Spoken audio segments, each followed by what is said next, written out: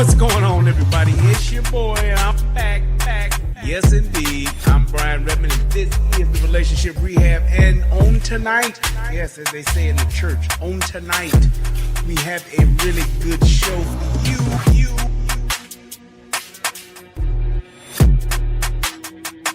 It is what it is, man. But thank God for Rumble. That's all I can say, man. And if you have not, please go subscribe to my Rumble, because this here ain't promised. And also, subscribe to the Guru and the Whore over on Rumble too. Tommy and I about to start doing our show again. Yeah.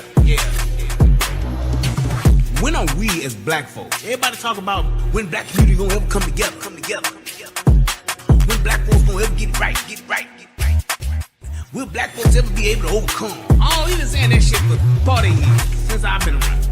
I think it needs to be a little bit more basic than that. I know this may be a shocker. But when are we as black folks just gonna treat each other with respect? When are we gonna treat each other with respect? How do I better myself? It's by doing the work myself. I need to work on myself by changing myself. How do I better my people? I need to change the thought process and the thought patterns of our people. Period. That's just what it is. Period.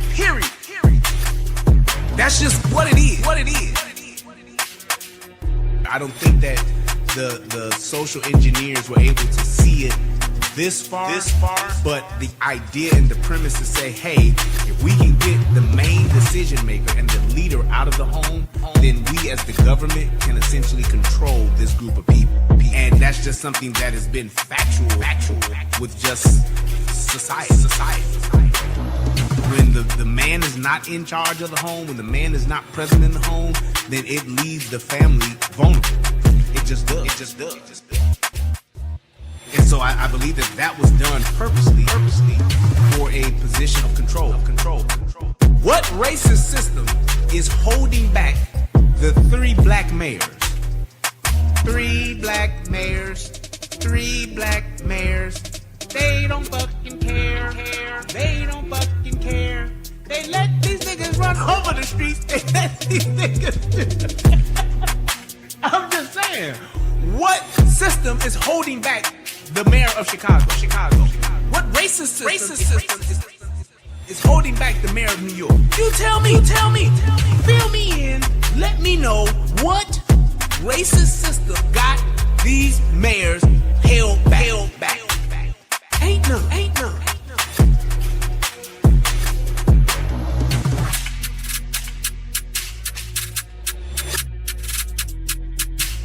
And let me wrap up with this, and I'm going to throw my thing out. Take.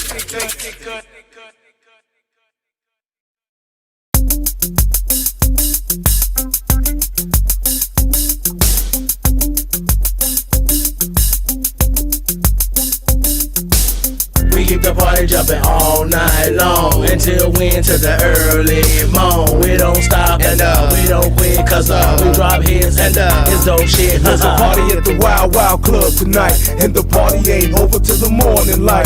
We them ballers from the 1, 2, 3, rolling VIP. We bought the bar, so we drinking M-R-E-E. I brought a brand new 6, and you haters despise, cause when the wheels stop the spinning, grown hypnotized. Teeth chatter from the ice on my neck and wrist, and you can dance if you want it or just I be rolling down the street, smoking hydro, sipping on gin and juice,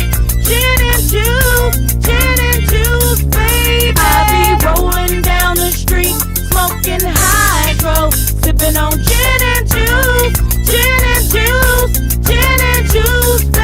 That's the Hennessy into me. I roll weed, how I'm finna be, cause that's me. Banking for a century, with my G's, pouring liquor for the memories. Feeling free, where them thugs in the clubs now. We getting high, drunk till we lazy eye. No lie, we them Bentleys that roll by.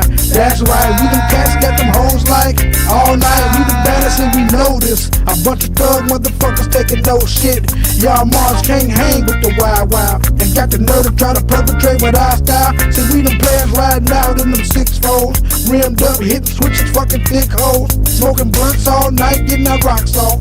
Pissy drunk in the streets till the cops off. See, we untouchable while y'all kick the wax shit. It's VIP anywhere that the max sit. So y'all cats better recognize who I be. A thugged out young millionaire from the streets. And no I be rolling down the street, smoking hydro, sipping on gin and juice, gin and juice, gin and juice, baby. I be rolling down the street, smoking hydro, sipping on gin and juice, gin and juice, gin and juice, baby.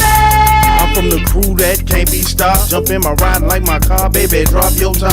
I ain't even on that bullshit. I'm in the full clips. I'm about to stack chips, fuck dips, rock hips. As I ride off the scene on dubs, blow hate and blow me. On my way to the club, I know this beat is hot to death, so I'ma thank Mac Love. We left them corners long ago, but we still rap for the thugs. And I'm like ecstasy when you're next to me. Wild Wild is the only niggas close to me, the only ones that done show me love. I don't think y'all wanna fuck with us. I be rolling down the street, smoking hydro, sipping on gin and juice, gin and juice, gin and juice, baby. I be rolling down the street, smoking hydro, sipping on gin and juice, gin and juice, gin and juice, baby. Y'all niggas can't fuck with me, no, no, no, you niggas can't fuck with me, no. Y'all niggas can't fuck with me, no, no, no, no, no, no. Y'all niggas can't fuck with me, no, no, no, you niggas can't fuck with me, no. Y'all niggas can't fuck with me, no, no, no, no, no, no. Y'all niggas can't fuck with me, no, no, no, you niggas can't fuck with me, no. Y'all niggas can't fuck with me, no, no, no, no, no, no. Y'all niggas can't fuck with me, no, no, no, you niggas can't fuck with me, no. Y'all niggas can't fuck with me, no, no, no, no, no.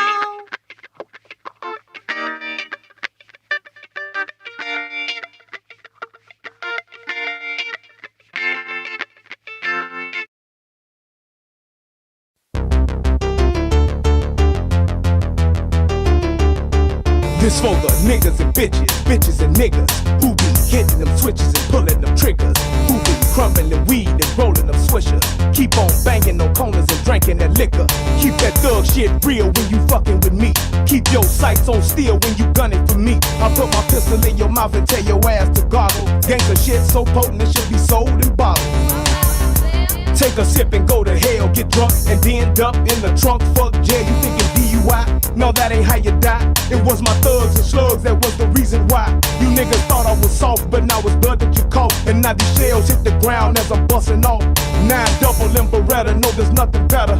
Tear the flesh in your chest and now your shirt is wetter. Me and this wild wild together like we husband and wife. Cause gangsta shit ain't just a song, it's a way of life. We are the thugs.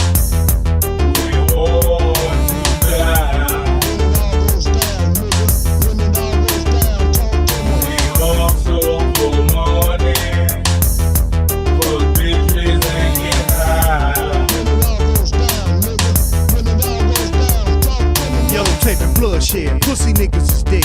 Hollow points tipped with lead, putting gaps through heads. That's what it be like when the street lights get to flickering. Niggas get to bickering and slugs get to tickling. We them niggas that just don't ask. We take your cash, transplant or put in your ass. Right hand to your left eye. Hey, Mr. Tough Guy, when slugs fly, I guarantee your shirt won't dry. In times of peace, my niggas playing wars. Stack dope, sit mowing, then we bang whores. We been through gang wars. We bout that green, we bout that murder scene. Pull a tool that's sure to leave your shoulders clean. Cause when it all goes down, I got that heat. You was slow on the drawing, now you burn me. Because we are the thugs.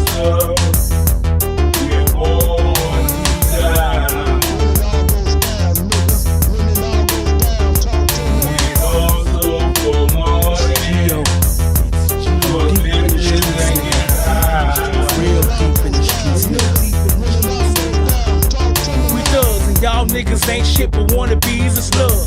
but not for my fucking enemies and blood. For my niggas, I was shorty bleed my blood. For my niggas, I was shorty bleed. It's Gio, the same nigga that was ready for war, ready for fame and everything it had in store. And I ain't changed, I'm still on the block with my dog, smoking weed, busting shells, leaving the block for the fall.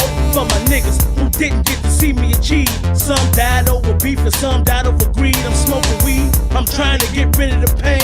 Lord, please bless me to continue my thing. I'm from the streets, and it's been a hard knock life. I'm in it deep, and that's why I don't think nice. I don't sleep, and that's why I don't like lights. I hold heat, and that's why you won't blink twice. We are the thugs, we're born to die. We also for money, for bitches and get high. What y'all wanna bang with me, bust them things with me? You little bitch ass niggas can't hang with me. Why be the hood of the no good? Breaking your studio niggas down to the flow wood. I'm here to check the game, nigga, respect the name. Or I'ma pull my 4-5 out and select the brain, inject the pain, and leave you for the news to cover. Another victim of Mac Lover, why motherfucker? Y'all ain't never seen a motherfucking street like me. Ballin' from the Midwest, bringing heat like me. So niggas make way, cause I'ma bring it to you hard. No mercy on your mark, so bow down to my facade and feel the pressure. A real thugs from the streets, we do what we wanna do. Nigga, fuck the police, I'm the mouth of madness. Bringing the pain and the sadness, I be the baddest. Smoking niggas to the ashes, Alpha and Omega. Spitting raw from Thug Data. Dark as Darth Vader with the strength of the creator.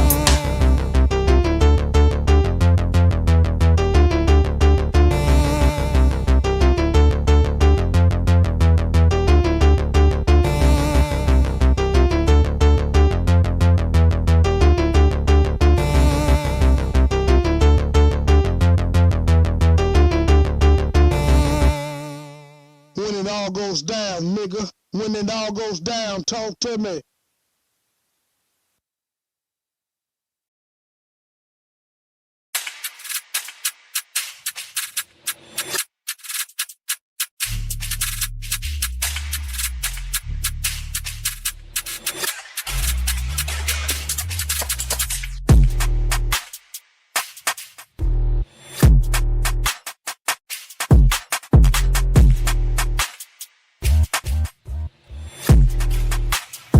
What's going on, everybody? It's your boy, and I'm back. Yes, indeed. I'm Brian Redmond, and this is the Relationship Rehab. And on tonight, yes, as they say in the church, on tonight, we have a really good show for you.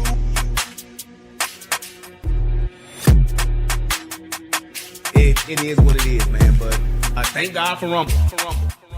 That's all I can say, man. And if you have not, please go subscribe to my Rumble, because this here ain't promised. And also, subscribe to the Guru and the Whore over on Rumble too. Tommy and I about to start doing our show again. Yeah. When are we as black folks? Everybody talk about when black community gonna ever come together. When black folks gonna ever get right. Will black folks ever be able to overcome? Oh, he been saying that shit for 40 years since I've been around. I think it needs to be a little bit more basic than that. I know this may be a shocker. But when are we as black folks just gonna treat each other with respect? When are we gonna treat each other with respect? How do I better myself? It's by doing the work myself. I need to work on myself by changing myself. How do I better my people? I need to change the thought process and the thought patterns of our people. Period. That's just what it is. Period. That's just what it is. I don't think that the social engineers were able to see it this far, but the idea and the premise to say, hey,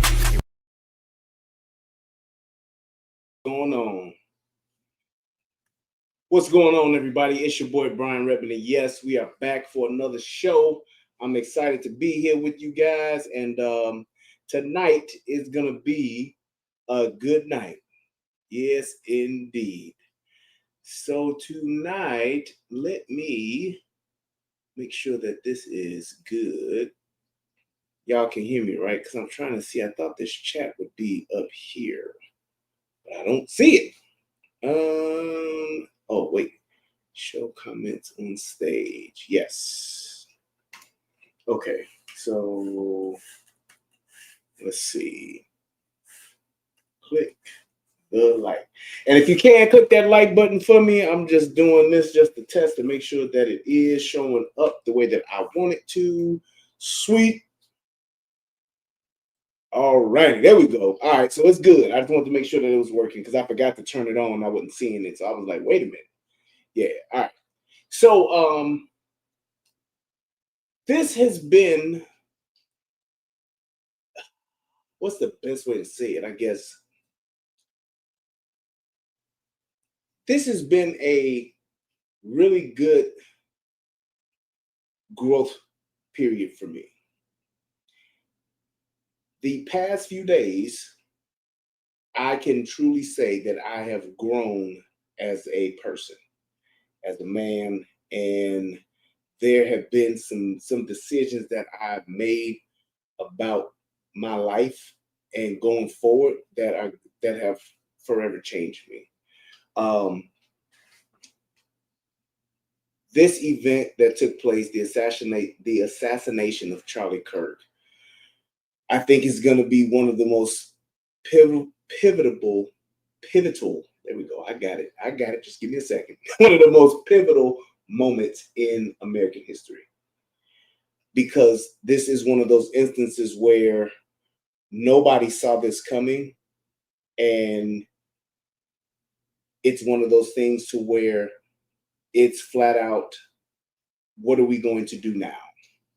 You know, there are some things that happen in your life and some ups and downs that you may have that you don't necessarily have to deal with or change who you are to deal with them. This is one of those moments where it's like one of the things where you're going to have to change in order to get through this.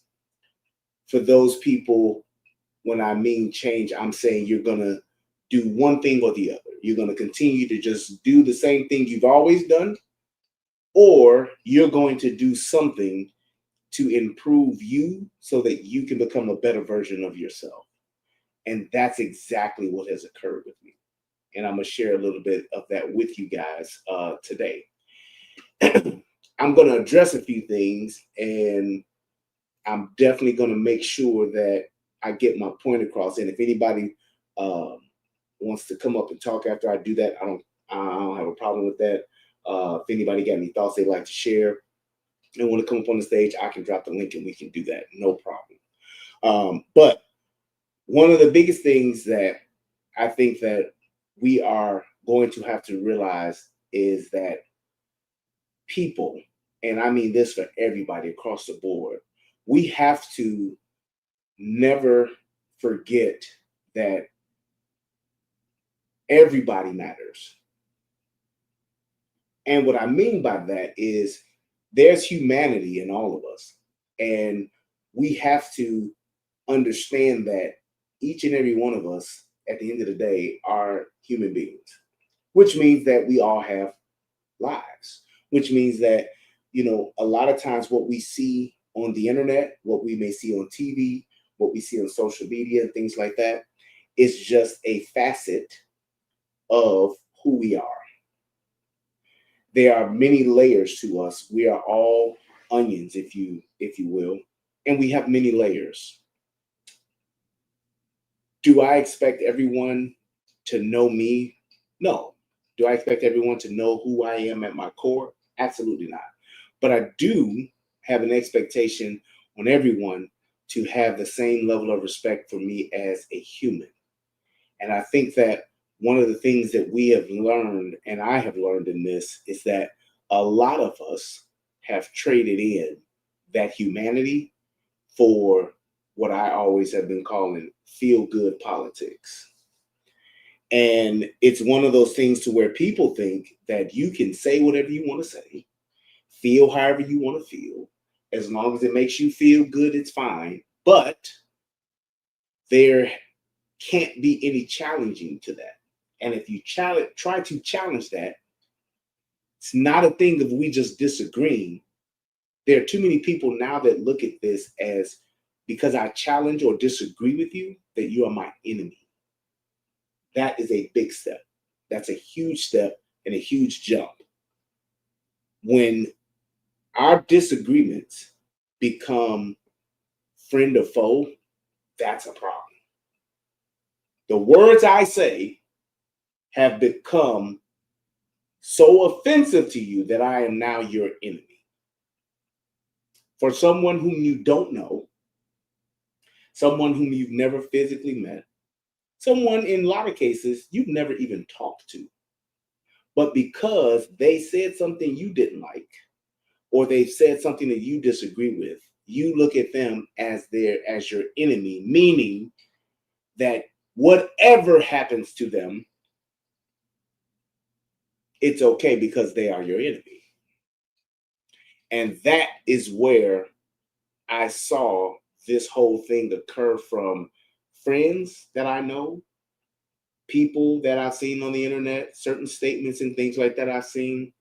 We have gone to that level of extreme, just disregard for human life, just because you don't like somebody. You don't like what they say. And that to me is a society problem.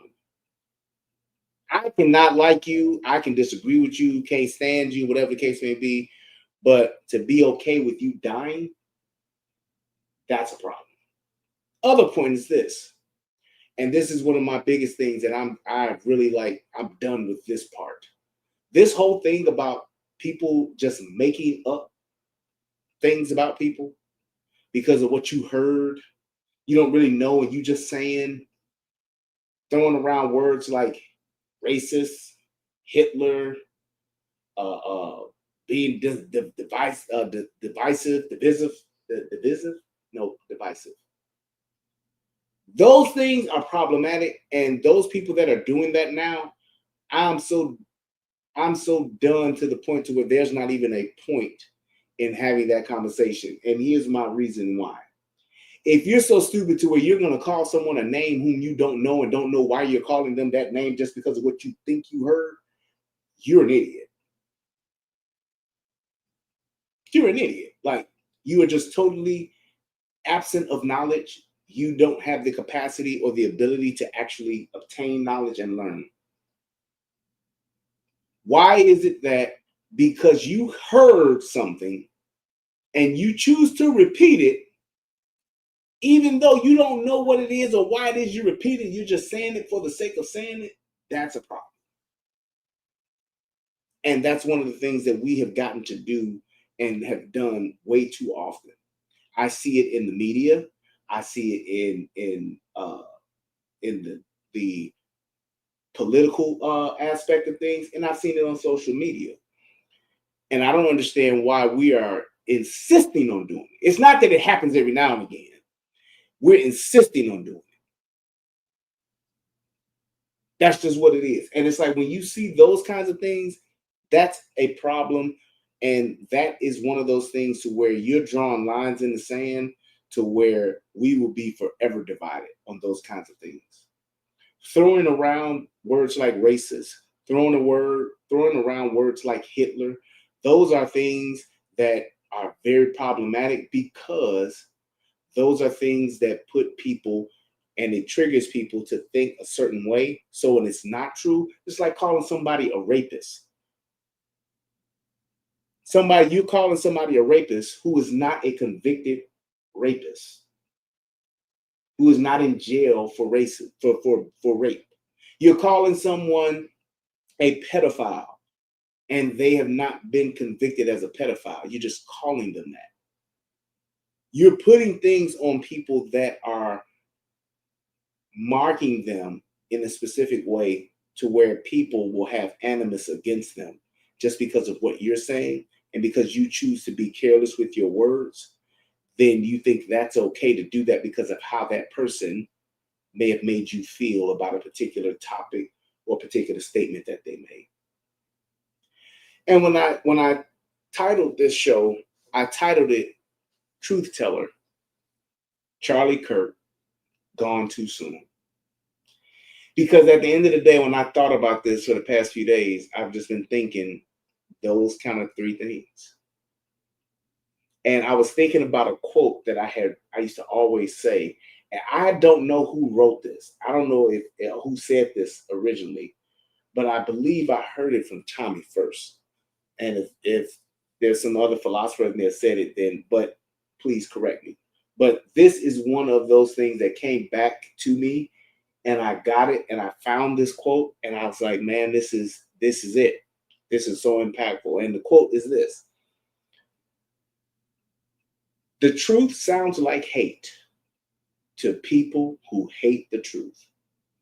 And that just sums up this whole thing with the whole left and right, the liberals and all of that stuff.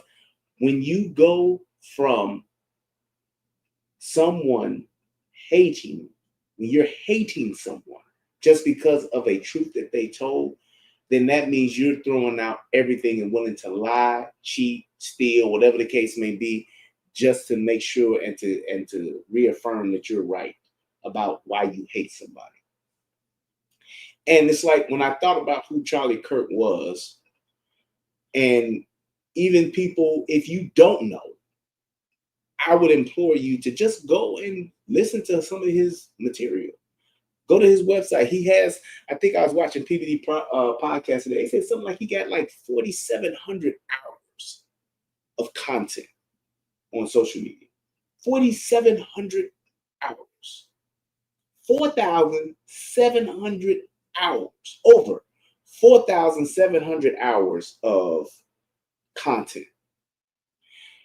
And in all of that, one of the biggest things that Black folks have been saying is that Charlie Kirk was a racist. And one of my buddies, one of my high school homies, shout out to my boy Mario. He's a police officer, and man, just so super proud of him. But he put out, and he's been posting on his page like, hey, y'all said this dude was racist. Can y'all please show me the video, show me the clip, or show me the statement, whatever the case may be, to show and prove that he's a racist? And there's nobody could actually find it or put it out there and show that. But he's steadily finding videos, and I love him for it. He's steadily finding videos and asking those people that said it, is this one? And it's like not yet to have been proven on how someone is a racist. And it's like, that's one of my biggest things. You calling somebody a racist, okay, how are they a racist? And this is how the conversation usually goes. Well, because of his rhetoric. What do you mean, racist rhetoric? So what does that mean? Like racist rhetoric, like I hate all blacks should be dead. I want to kill and get rid of all Hispanics. Latinos should die. I hate Asians. They need to die. That's racist rhetoric. I'm hating you, and I want to do something to you simply because of your race or your nationality, if you will, or your skin color. That's racism. Like, I don't like this particular group of people because of the color of their skin. That's it. Now, if you're talking about behaviors, that's not racism. Here's the other part. If all I'm doing is talking about the facts of what it is this particular group of people do, that's not racism, and it's not hate. It's called telling the truth. Telling the truth. And it's like, how did we get to a point to where people can be dumb enough to just say what they feel, and when they're hearing the truth, they can just disregard all that and just call it racist? How did we get to that point to where that's okay? It's like we just throwing it around. Like Oprah giving out cards. You get a racist, and you get a racist, and you get a racist, and you get a racist, you get a racist. That's how we use that word now. And I don't understand why that's even okay or allowed, or why we're okay with it. I'm not saying that the internet shouldn't be okay with it. You can't say it on the internet, Dave. You say no. Why are we okay with saying that? That's all I don't. And that's one of the biggest problems. You talking about who is Charlie Kirk? You talking about a family man, 31 years old, and what this dude did in 13 years. In 13 years, what he did and how he started out with starting out at Turning Point USA, and 13 years of his life, he's done more than what most people do in several lifetimes. Several people's lifetimes, what he's done. To go from posting making a tweet with 20 likes to now a single channel having 1.7 million followers, to be known as one of the most pivotal podcasters of our generation, of this time, to be one of the most influential people in this country, and to have played one of the biggest roles in one of the most important elections in this country's history. It's insane. I'm sorry, Fed boys, but you got to bounce with that shit, bro. You got to bounce with that. I'm gonna put your time out. Hopefully you chill, but I'm not gonna let you do that. So you just have to think about like what this dude did. He was 31 years old and achieved what he achieved in such a short period of time. And all his man was about was his faith. He was a Christian, a real Christian, not like most of these niggas out today, where they be the first ones to do all this other shit, then talk about, yeah, I do go to church. He wasn't a nigga that just went to church. He was a Christian. And he was a big time faith believer. His family, married young, 2 kids, a 3-year-old, and I think a 1-year-old. He was a patriot. He loved his country. It's so insane to me in today's world. There's so many of us that hate their country, don't like their country. America ain't nothing. America was never great and all that. Okay, but you steadily living here. How toxic is that? Well, my ancestors built this land. Okay, then why don't you try to make it better? What are you doing to make it better?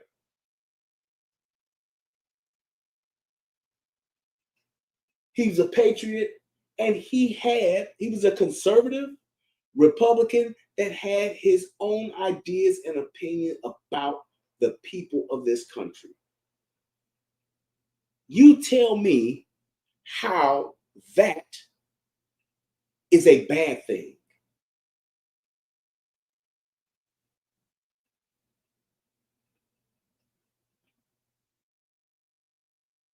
That's all I'm saying. You tell me how that is a bad thing. And it's like, these are the things that I have a problem with, when people just make outlandish statements and they have no way to back it up, and they're just making claims like this. He didn't believe black people, they say shall, but I'm going to give them benefit of the doubt and say should get reparations. Okay? Now he's not standing at all. Yup, but everybody know him and they don't know you, knockout. He was a white supremacist. How? And all I'm going to do is say, tell me how he was a white supremacist. Define it and explain it. And when you do this, and this is my thing, they can't. They just make up shit. They say off the wall, sideways shit, or they will just do whatever it takes to just deflect and not answer the question. I posed 2 questions to this person. I said, explain to me what a white supremacist is, define it, and then tell me how he qualifies. And I promise you, I don't know this person knockout. I don't know them, but I promise you this is what he's going to do? He's not going to answer. He's not going to answer. He's going to just keep saying one-liners, the shit he heard on The View, the shit he heard on MSNBC or something like that. That's all they do. And here's the problem with this. He's not the only one that's like this. It's niggas and I know that I'm related to that all across the world that do the same shit. They just say shit and don't really know what they're saying. Spell check error. I gave you grace for that. No problem. See? The people that hated them didn't even take them out. Don't understand what that means. That's the kicker. He said a lot of negative things about black people, calling them DEI hires. Boom. Still ain't defined it, and still ain't showed me how he qualified for it. I call motherfucking niggas all the time. I talk to them about all of the negative shit that they do. You do, everybody across the world can do that. Make us all racist? No. And yes, what a DEI hire is, the shit existed. So what is wrong with that? I can oppose DEI. No, I don't think your ass should get a job and not be qualified, but get it or get extra points for it because you black or because you're a woman. No, I don't. No, you're not. No, you're not.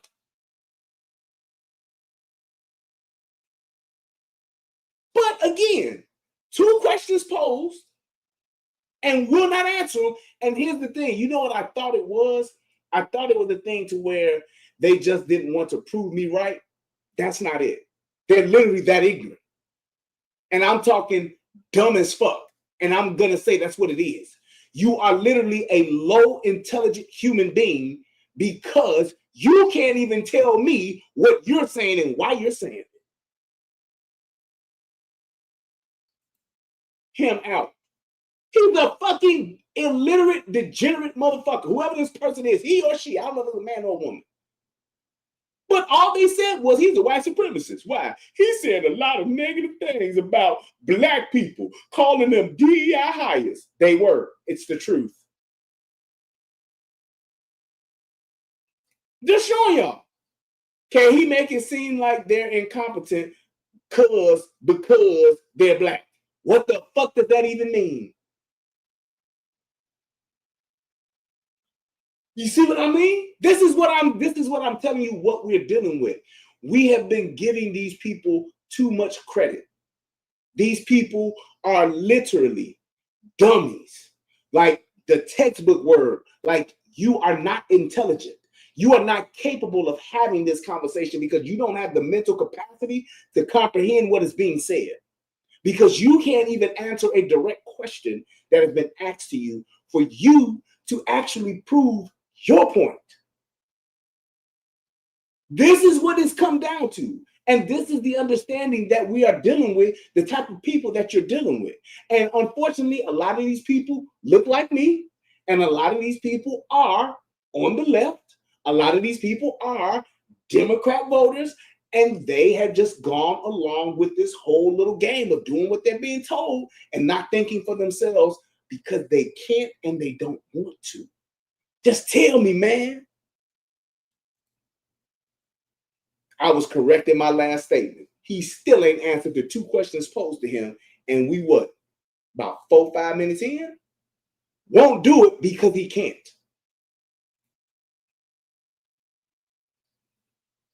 This is exactly what it is. I'm just saying, when you're talking about what you're dealing with, you gotta know you have to know what you're dealing with in order to deal with it appropriately. And we have had this problem with trying to have conversations with people and trying to actually reason with people that can't be reasoned with. You can't reason with a savage. You can't. You can't reason with a barbarian. You cannot. If I can't even ask a simple question, that's just like me asking you, said, hey, man, what's your name? And you like, well, man, I'm from the west side of Chicago and shit, I just be doing my thing, man. You know what I'm saying? But what's your name? Man, you know, all that ain't important, man. It's just, you know, I'm just out here doing what I do, man. Just, you know, we just chopping it up. You know what I'm saying, homie? That's what we're dealing with. Someone who can't even articulate themselves to answer a simple, direct question. Based on, I'm not asking this motherfucker no geometry question. I'm not asking him about no trigonometry, no algebra, no, I'm just asking him to tell me and explain to me what you said, bro. Explain to me what you just said, because obviously if you said it, you should know why you said it. I'm just asking you to clarify it for me, define it for me, or to just explain it to me. Can't do it. And they can't do it, and that's why they won't do it, because they are literally just talking parrots. They're repeating something that they heard someone else say without understanding a goddamn thing about it. That's why he came in saying, coming in hot, thinking he really dropping some motherfucking knowledge. Man, white supremacist, man. He said negative things about black people, about them being DEI hires. Well, they were DEI hires. So what's the problem with that? Man, you calling me a doctor? Well, you have your medical degree. Yeah, I'm just saying though, man, you said it negatively. Because I said you're a fucking doctor. That's what we're dealing with, man. That's what these people are doing. This is the level of intelligence that you're dealing with. It's just like when you have a situation where if you're training someone or teaching someone something, and you have to understand how they learn, right? There are certain people that learn just from reading and applying what it is that they've read. There's some people that need to learn by visuals, by you actually doing it. And then there's some people that have to actually learn by putting their hands on it and being instructed on how to do things. Then there's some people that can't be taught because they don't have the capacity to understand and comprehend so that they can learn. That's exactly what this is, and this is exactly what most people are. And you can see this person's gone and pretty much ain't said shit else because of that. And this is exactly what it is. Anytime somebody disagrees with you and you ain't black, and you disagree with a black person, you are racist. You're trying to oppress me. You racist. You a colonizer. Whatever it is they want to do, they can just call you whatever at that point. Just because of one simple thing, I don't agree with you, or I say something that don't make you feel good. And that takes me back to my other statement before. The truth sounds like hate to people who hate the truth. Most niggas hate the truth. And that's why when you tell it to them, they think you hating on them. And they return like in kind to say, well, I'm gonna say hateful things. That's why they go to name calling so quickly. You a coon, that's what you is. Okay, bro. Well, I'm asking you to define what a coon is. Man, you know. Nigga, you know. Well, I don't know. Can you tell me what it is or what qualifies me to be a coon? But you soft shoeing for the white man. What does that mean? Soft shoeing, like you saying like I'm dancing? Is that what you're talking about?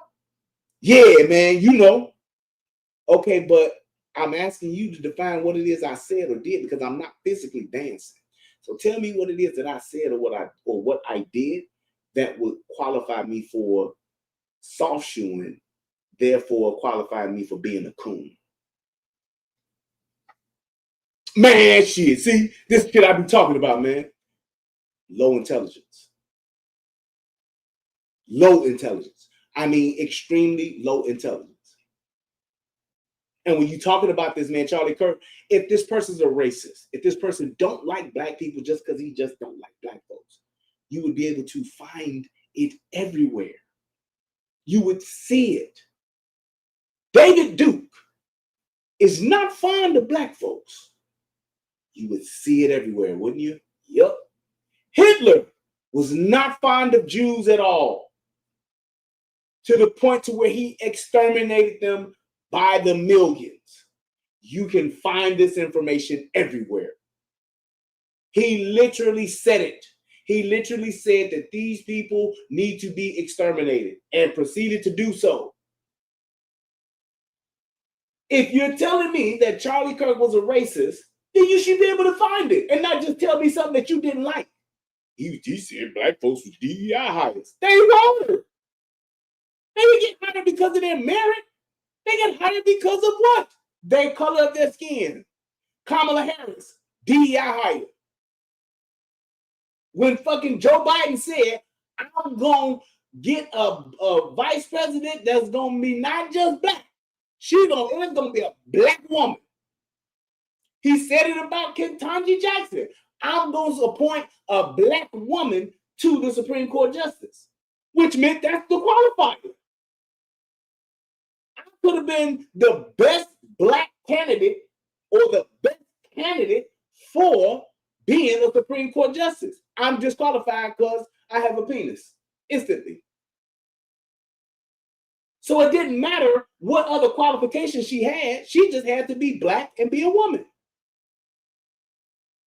How many people have gotten jobs because of that? Hell, fucking, what was it? Fucking Sachs, Goldman Sachs gave $5 billion or $5 million or something like that to black women that will start businesses. All you have to be is black and a woman, and you're qualified to get access to this money. That's DEI. That has nothing to do with marriage. Has nothing to do with the proper business plan and who got the best business plan. Has nothing to do with that. So you can't get those kinds of things and those kinds of concessions and then be mad when somebody says, yeah, this is how you got it. Yeah, this is how you got it because you're the black female. Whoa, well, yeah. It's like that's what's happening. So it's like if you're having that happen, what are you mad for? How am I racist? Because I said, hey, you got this job. I'm sorry, it was $10 billion. There you go. How can I be mad at the fact that you got a job because you're a black woman, and then when I say it, you get mad at me? You're mad at me because I said, man, she got that job because she's a black woman. That still don't. What the fuck you mean? He said, I'm going to appoint a Supreme Court justice that's going to be a black female. And then you get this educated black woman to sit before Congress and to get asked a simple question like, what is a woman? And she couldn't answer, refused to answer, and would not give a simple answer to the point to where she didn't even answer the question at all. Because she didn't want to make somebody else feel bad. That's the problem. Meanwhile, just because I'm Christian, I am pro-life, I am a family-oriented man, and I believe that we should start having more traditional families as opposed to single parenthood, single motherhood, and all that kind of shit. I'm against that, so I'm a racist. Charlie Kirk was really just about Christianity, patriotism, doing what's best for the country, and I mean just simple things. Pro 2A, simple things.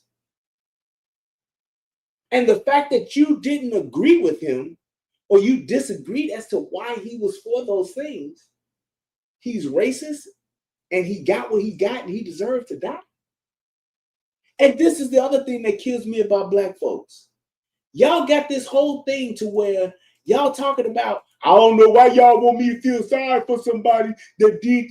Ain't nobody asked you, and I ain't seen not one person's post. I ain't seen not one white person, and I ain't seen not one person ask for you niggas' sympathy.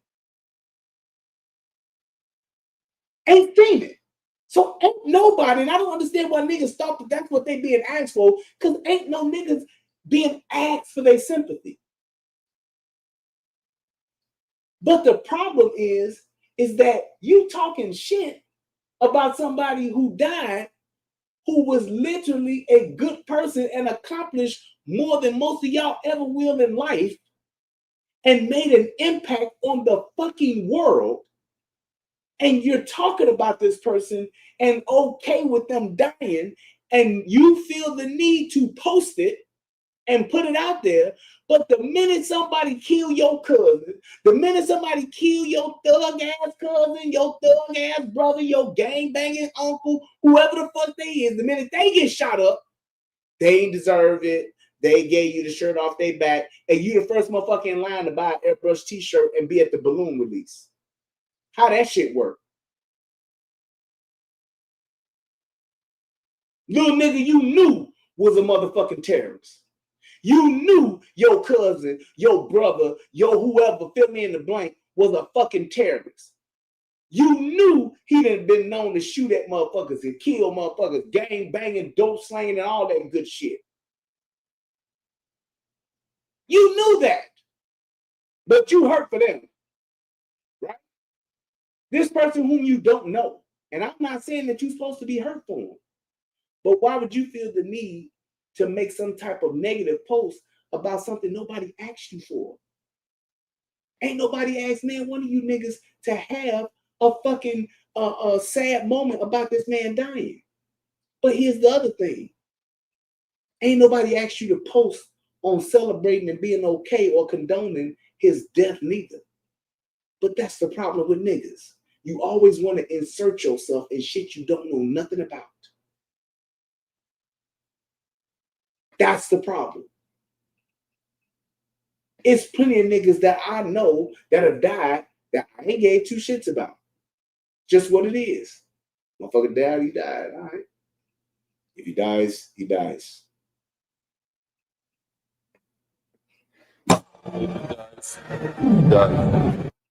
Plenty. I ain't never posted it. Yeah, Ray dead, man. Shit. That's what happened when you fuck around, nigga. You know what I'm saying? I mean, you got what you got, Ray. I've never done that. Because it's not necessary. It's not necessary. But niggas feel the need to go and say something because of somebody that you don't like what they said. And my thing is this. If you're okay with somebody dying because you don't like what they said, then why would you be mad at somebody who don't like what it is you supporting because of something that they said or something that they did? Because I can't tell you out of how many videos that I've done about police officers or people that have died in police shootings, and people say, man, you shouldn't make fun of the dead like that. Oh, so now your feelings hurt. I don't know this person. And all I'm doing is breaking down that video on my channel, and you're coming to tell me I shouldn't make fun of it. I don't know what you laughing for. But you can turn around and say, hey, he got what he got. I don't understand it. It's like we have this double-edged sword to where we just want to do what we want to do and fuck everything else. Y'all literally are mad. I'm going to tell you what the truth is. Y'all mad at Charlie Kirk because Charlie Kirk was talking about niggas and nigga behavior like I do. That's what y'all was mad about. And you niggas got the nerve to have a fucking problem with somebody who don't look like you talking about y'all ass. Y'all don't want nobody to say shit about none of the nigga shit that y'all do. And that's crazy. Y'all don't want nobody to say nothing about the motherfucking violence in Chicago. Niggas is dying every week and every day. And you niggas is talking about, we don't need no National Guard here, man. Fuck you don't. And I understand why the motherfuckers who are the so-called elite blacks that don't live in the hood, that don't have to deal with the shooting because they living in some rich-ass neighborhood, or they don't even live in the state, period. Or they live in some fucking fancy-ass suburb, so they really don't give a fuck what happened to you niggas. And they're the ones saying it. I understand it from their perspective because them living in their glass house and in their ivory towers and their bubbles, they don't think you need the National Guard because they don't come to where the fuck y'all at anyway.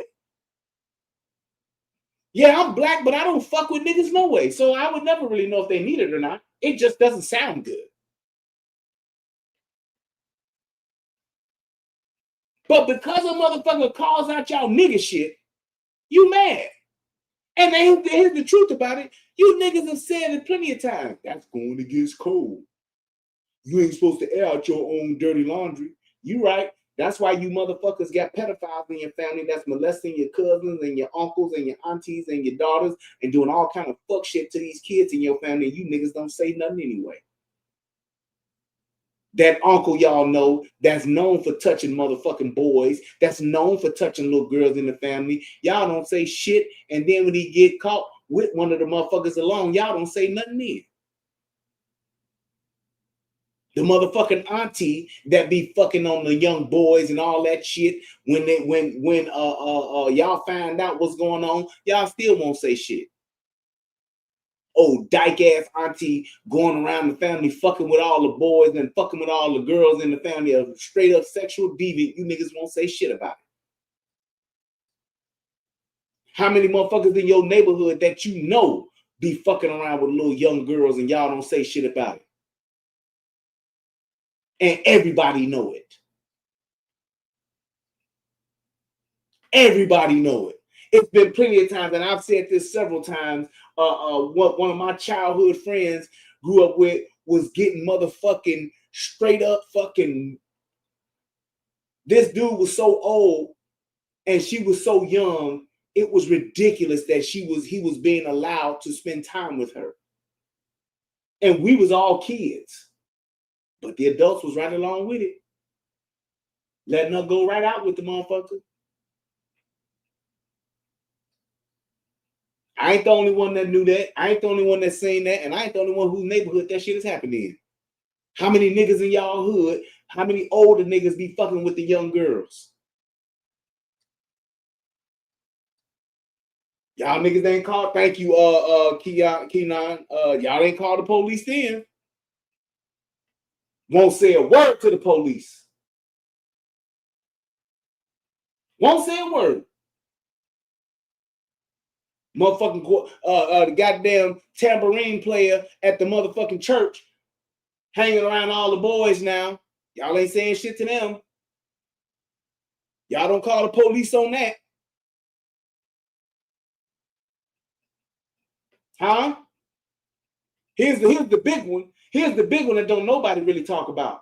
What about the dyke basketball, volleyball, softball coach? And how she always fucking with the girls and hanging around all the young girls. And then all of a sudden, all the girls that play basketball, all the girls that play volleyball, and all the girls that play softball, they all a bunch of fucking carpet munchers now.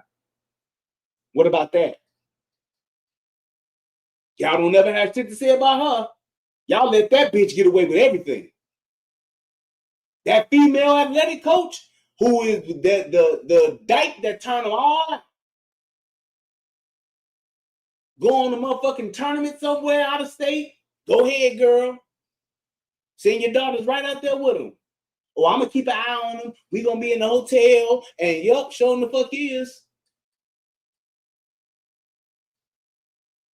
Y'all don't never say shit about that motherfucker. All of a sudden, all of the basketball players that are girls are dykes. All of the volleyball players that play volleyball, now they dykes. All of the softball players, all of those girls are dykes now. How that happen? Because you got the fucking Pied Piper of butch bitches running the damn team.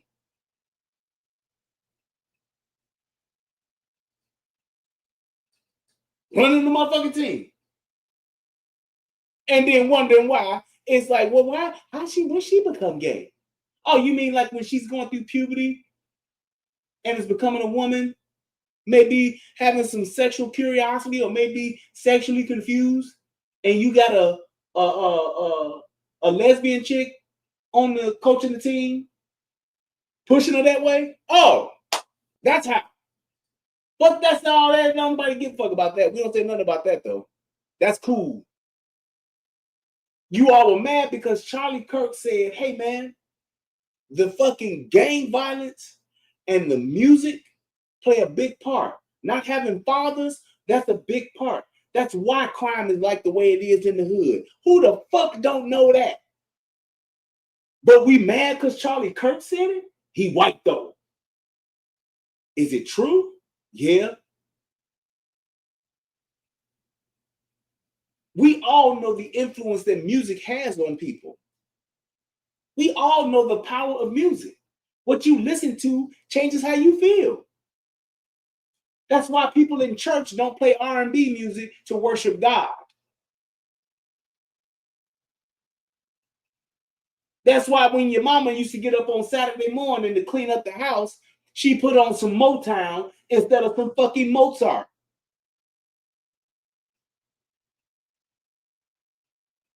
It makes, I don't understand that. So why wouldn't you think that a young nigga that's listening to King Von ain't gonna want to go drill some motherfuckers because he's listening to drill rap? Why wouldn't a motherfucker like a nigga that's listening to what's the other boy name? Lil Durk. Why wouldn't he want to go shoot up a motherfucker? I'm listening to Chief Keef. Why wouldn't I want to go shoot up some motherfuckers? What music do you think they putting on when they going to shoot up niggas? Beethoven?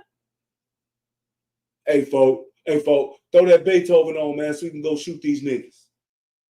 Nope. They getting high and listening to drill music. Ain't nobody putting on no motherfucking Bradford Marcellus. Talking about, yeah, let's go shoot these niggas. Put on that soft jazz, nigga. You know, I like to listen to that soft jazz and I be killing niggas. Give me that extendo. On my way out the crib, I grab my Glock with the switch on it, and I get my fucking Ludwig Beethoven. Yeah, okay. I'm gonna shoot me some niggas tonight. Put on that, hey folk, put that Moonlight Sonata on while we go dump on these niggas. They're not doing that.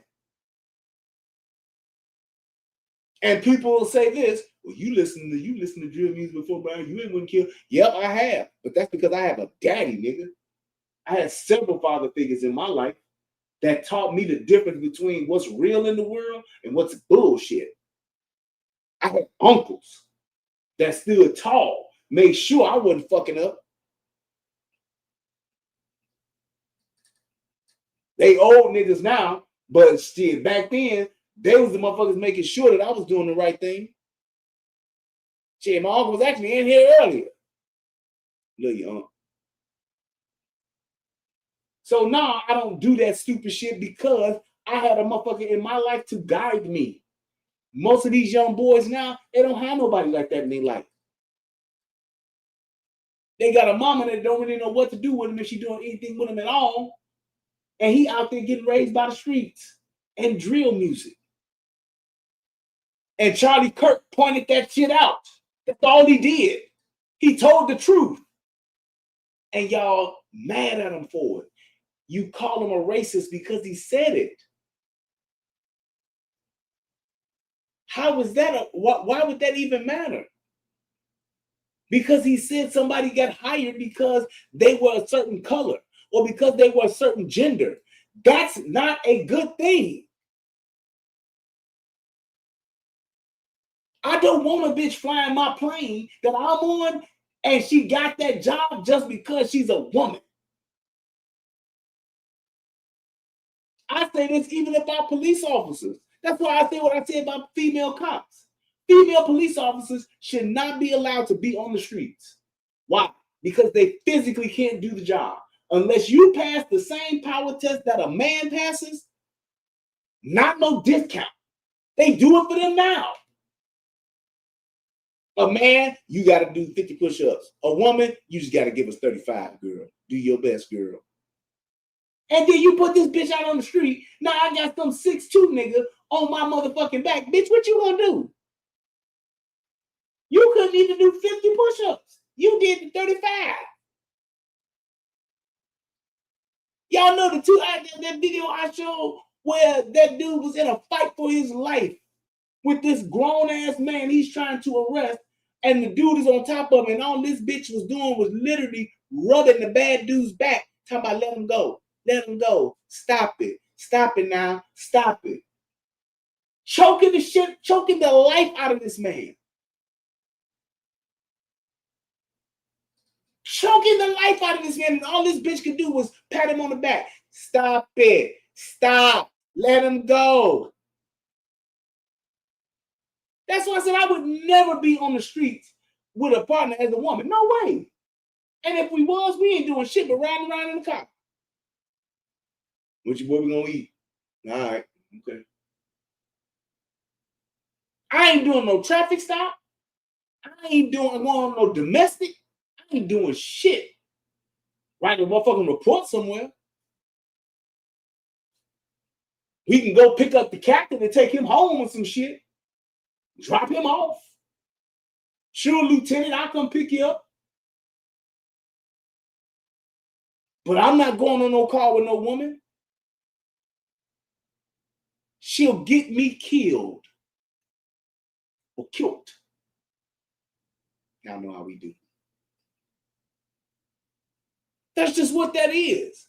And the fact that I say that I'm a racist, man, that's insane. That's insane, dude. I don't understand why we are even that type of what with all of the advancement that we've had as a race and as a society. Why are we at the point now to where we can't even acknowledge simple truths? Men are stronger than women. So why would they play in the same sport?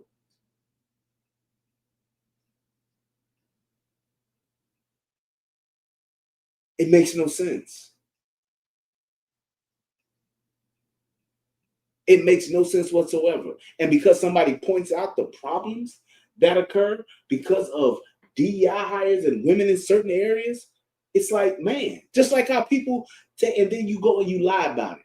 Just like when they talked about the helicopter crash.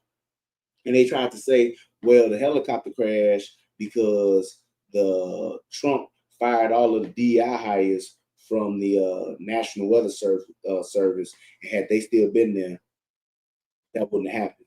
Meanwhile, the person who's in charge of the National Weather Service said we would have staffed just fine. There were no staffing issues with the department at the time that this occurred. Niggas don't want to hear that. Nope. Nope.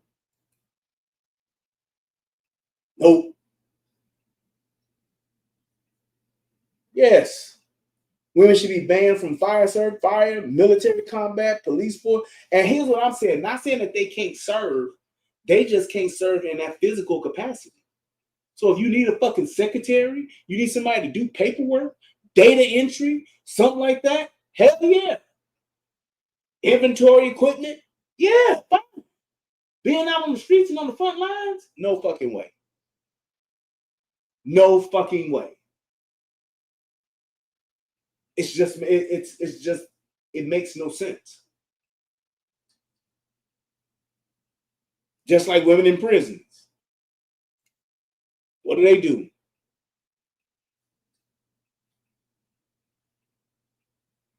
Just saying. It happens, dude. And I'm just saying that it puts people at risk.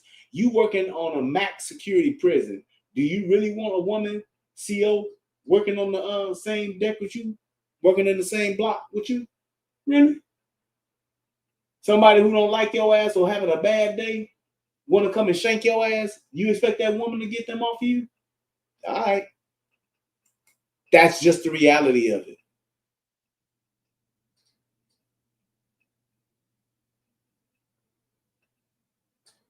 Exactly. When you say it and you say that truth, motherfucker get mad and say that's what they racist. No, I'm just telling the truth. Prove me wrong. Prove me wrong. That's all I'm saying. And it's like, here's my thing. It's like when you're talking about what people are saying, and I'm actually, let me see if I can pull this up real quick. So it's like with the actual the post that I made on my social media, and it was just on my Facebook. And I was just like, wow, I can't believe that people are really like not really thinking this out and just saying anything. And it's like, I don't understand why you would say something when you actually can't back it up.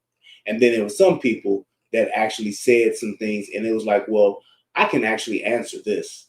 And it was a good question. And I appreciate the fact that there were some people that actually did that. So I wanted to take the time now to actually like answer those questions and just speak to it. So it was like somebody, I put this post up, and I'm actually, let's see if I can share my screen real quick, just so y'all can see it.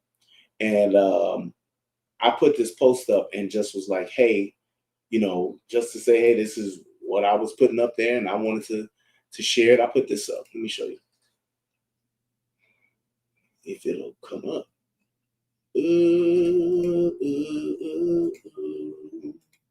Let's see. And nope, it's not showing.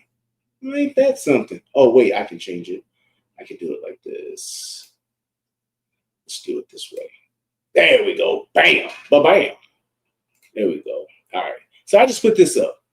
I put this picture up. I said, the further a society drifts from the truth, the more it will hate those who speak it. George Orwell, right? That was his saying. And it's a picture with Charlie Kirk, Malcolm X, Martin Luther King, Bobby, and Jack Kennedy. Right? Okay. My opinion, they were all what they have in common. They were truth tellers. Freedom fighters. All right? So, here's what I got. All comments. And let's go with this one. So, I'm confused, right? Is what she starts out with. So, he was telling the truth about MLK and Malcolm X. I've never heard his opinions on this. Fine. And I get that. I'm okay with that question because she didn't understand what this meant. And that was the reason why I posted it the way that it did, which is okay.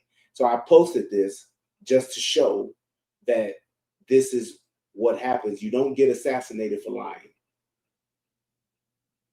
And that was at the title of this, top of this picture. And it's like, we have a problem in this country where truth tellers are looked at as the enemy. Going all the way back to Jesus. Jesus wasn't nothing but a truth teller. You saw what they did to him. So it doesn't matter how you choose your words, because some people will say, well, you know, it depends on how you say it. That matters. Bullshit. Because Malcolm X said things one way. He said a more militant, more authoritative way. Damn, I ain't drinking a drink of this drink. There we go. He said things in a militant way. They killed him. He said Martin Luther King said things in a peaceful, nonviolent way. Nonviolent. We're going to do this nonviolent. They killed him. Now, before I get into the other ones, I'm just going to come right back to this one. Because this is the shit that pisses me off about niggas. And this thing had nothing to do with the person who actually posted this on here. So there have been people who've been posting stuff saying, he died by gun violence. He was speaking about gun violence. That's how he died. You get what you get. That's karma coming back. So, he got killed by a white person. His own kind killed him. Seems like he needs to be more worried about his white people and the people that he got that's pro-2A. Look like somebody killed him from that community. Okay. If that's a relevant point, I get it. What about Malcolm X? Because you niggas love to not talk about the fact that Malcolm X was killed by the Nation of Islam, working with the fucking FBI. Y'all love to leave that part. That them niggas at the FOI, all them puss ass niggas at the Nation of Islam, all them punk ass niggas that was rolling with Elijah Muhammad, all them bitch ass niggas got together and they fucking did what? Conspired to kill that man. Why? Because he wasn't with the fuckery that they was on. Passing around young girls, Elijah Muhammad getting all them young girls pregnant, and he wasn't okay with it, so he left. Old brother minister wasn't with the fuck shit, so what did y'all do? Y'all killed him. Wasn't no white man 200 yards away shooting down Malcolm. It was a bunch of niggas.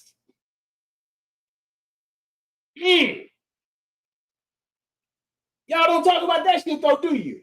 Y'all let all the brother Asalams and all the brother Islams, all the good brothers of the Islamic temple on the south side of Chicago, the brothers selling all of the FOIs and all of the brothers that's out there, my brother, Salaikum Salam, Malaka Salaikum, y'all with all that shit. But when they get together to kill Malcolm, what did Malcolm do? Family man, faith, and was about his people's business. And you killed him because he wasn't with the fact that y'all wanted to pass around a bunch of young girls while y'all all trying to get over on other niggas like Muhammad Ali. Y'all killed him because he wasn't with the fuck shit. Elijah Muhammad ain't been called no pedo. Elijah Muhammad wasn't called no whoremonger. Oh. You never say nothing about that. Didn't nobody say, oh, well, you know, Malcolm got what he got. Shit. It was how he was talking. Nope. Nope. Martin Luther King. Non-violent.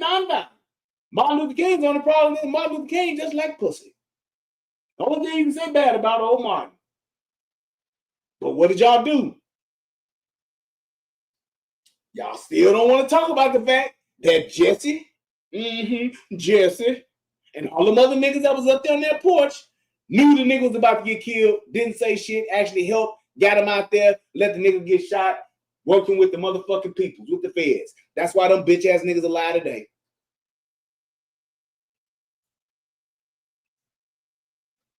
That's why they alive today. And I'll say this shit to them niggas' faces. That nigga ain't nothing but a shakedown artist. That's all that nigga is. Race hustler supreme, nigga. Him and Al Sharpton. Race hustlers. That's why that nigga Al Sharpton took that $500,000 from motherfucking Kamala Harris. Said, we need to vote for her. You goddamn right. I guess if that dumb bitch gave me $500,000, I said we need to vote for her too. But that's what it is. Y'all niggas ain't got nothing to say about that though. Huh? Y'all niggas don't say shit about Jesse. Huh? Jesse ain't nothing but a motherfucking hater. That's all he was. All he is. All he has been. A motherfucking hater. He was hating on Martin. He was even hating on Barack. Y'all remember that shit, don't you? They should cut. I wish I could just cut his fucking balls off. God damn, bro. You want to cut his balls off? Why? Because he ain't holding your hand and putting you on? Really? He doing his own thing? He with his own people? He with his own crew? You mad? You want to cut his paws off? Y'all don't say shit about Jesse, though, do you? Nope. Oh, that's just real. Oh, that's just real, man. You know how he is. Right, I know how he is. He a fucking hater. And he want to know where the hole's at. Fact. True story. True statement. In a hotel room with this nigga down at the Operation Push convention thing in motherfucking Los Angeles, California. I was at the fucking Los Angeles Hilton. Motherfucking with Jonathan Jackson, with Jesse Jackson, went up to Rev's room, say hi. Hey, what's going on, Rev? First thing out of his mouth, nigga come out with a motherfucking t-shirt on, talking about where the hole's at. There you go. Facts. Anybody got shit to say about him? No, he cool, right? Yep, all right.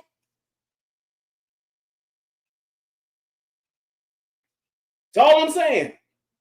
It ain't about the way a nigga said something. It's the fact that the motherfucker told the truth. And they don't like him because of it. Bobby and Jack. Niggas realize that goddamn these motherfucking mafia motherfuckers, they too goddamn corrupt. They got their hands in every goddamn thing. And they getting the fuck over. We need to stop it. Well, Jack and Bobby, you fucked up because you got in bed with the motherfuckers. And they got your ass elected. And then the hand that fed your ass that fucking presidency, that's the hand you tried to bite. What they do? Kill them. All he was doing was telling the truth. This motherfucking organized crime is a fucking problem in America. That's all I'm saying. So that was the point. Now, Here it is right here. Please clarify.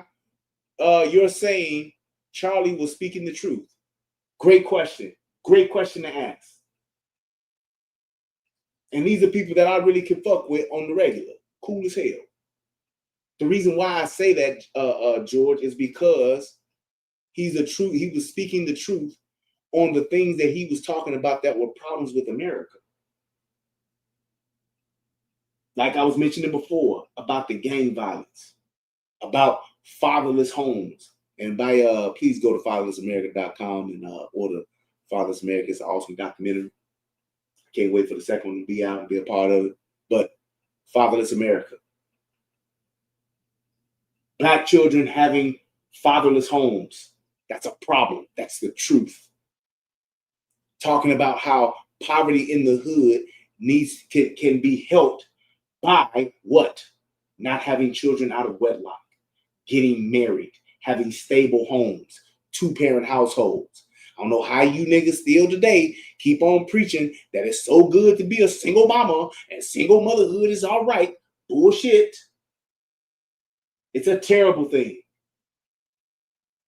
And it's the truth that it's terrible. Men that grow up in single mother households are imbalanced. They don't know how to control their emotions, and they don't know how to do man shit. Because they didn't have a man in their life to teach them.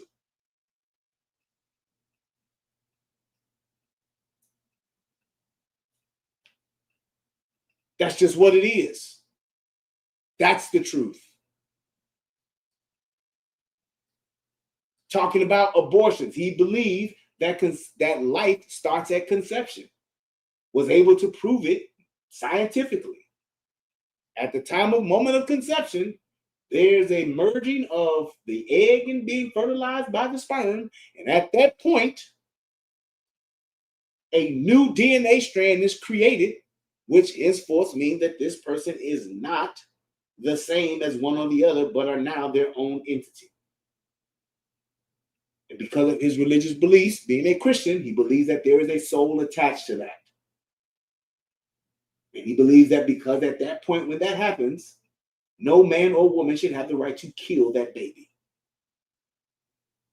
And what's so fucked up about this, there are Christians that are pro-life, that are pro-abortion, pro-choice, as we say. How can you be a Christian, which means that you go by the Bible, which means that you worship God? How can you be that and be okay with abortion as it not being murder?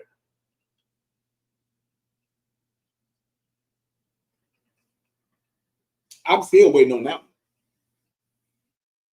I'm still waiting on that one. To this day, I look sideways at any Christian that's pro-choice. I'm sorry. Say what the fuck you want. Talk that clump of sales bullshit all you want to. You full of shit. You just a nigga going to church. That's like me saying if a motherfucker broke up in my house right now, I picked up my motherfucking Shockwave 12-gauge shotgun and killed a motherfucker that I didn't see. Bullshit. I did. I'm just a repentful motherfucker at that point. How can I not say that I didn't? Makes no sense. But that's what I mean by speaking the truth. When you're talking about the things that he stood for, the things that he was about, and the things that he talked about, that was the truth in what his opinions were, and speaking the truth about the factual things, about, I don't know, things about how black on black crime is disproportionately higher than any other race. One of the least populated demographics does almost, if not a little bit more than half the fucking violent crime. That's a fact. Say what you want, it's still a fact.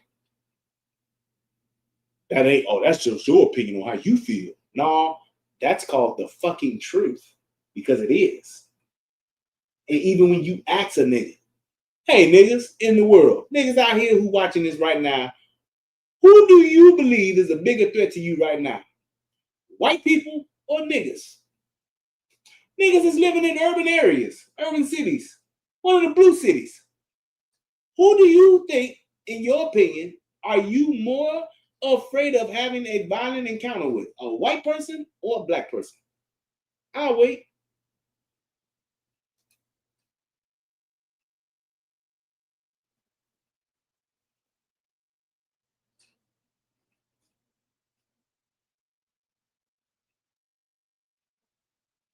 Just saying. He said, oh, well, you can look up there for, bro, just, you can Google that. You can Google Malcolm X assassination, and you can even, here's one. You can go and look on YouTube for Malcolm X, Minister Farrakhan and Malcolm X. When Minister Farrakhan, a few years back, he actually apologized to his children and his wife, Betty, about the part that they played in getting him killed and killing him. He actually admitted it, which gave me a different, which actually I was able to respect that from Farrakhan, because Farrakhan talked about how he was young and envious of Malcolm X back in that time. And he definitely was like, shit, I was ambitious and was with it, which is why he got his fight that he got. But he talks about it, so you can actually look that up. He actually apologizes to the role that them motherfuckers played in killing Malcolm.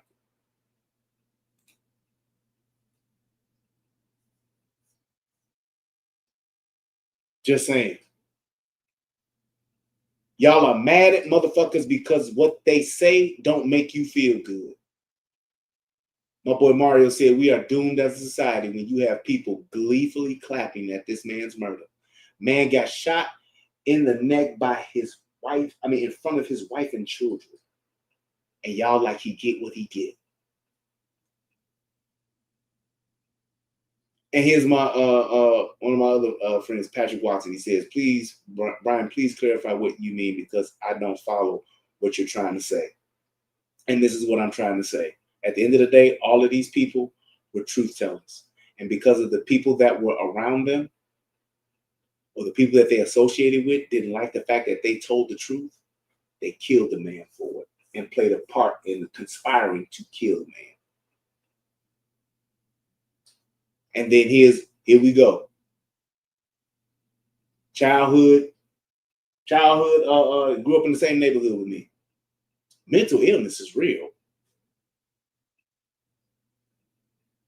That's it right there. That's all you got. And that's all you felt you needed to say. So now I'm mentally ill because of what I posted.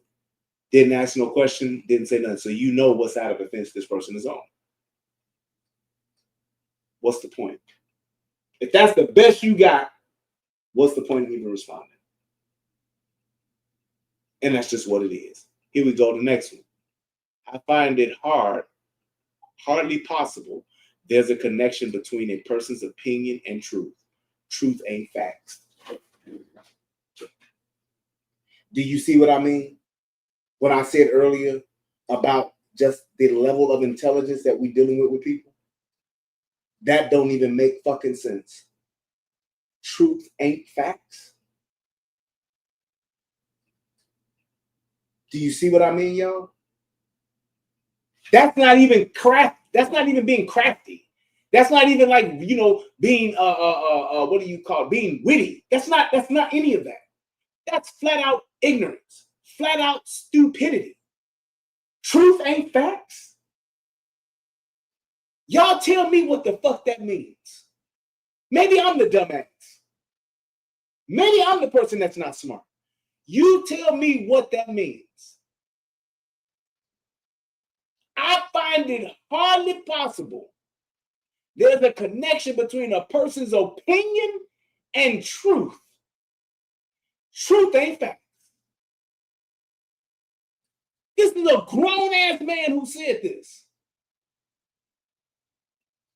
Truth ain't facts. And I find it hard to find a connection. It's possible. He said, I find it hardly possible. Saying that it's not possible to find a connection between a person's opinion and the truth.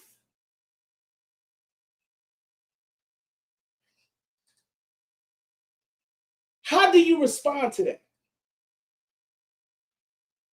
Why do you respond to that is the question I'm asking now.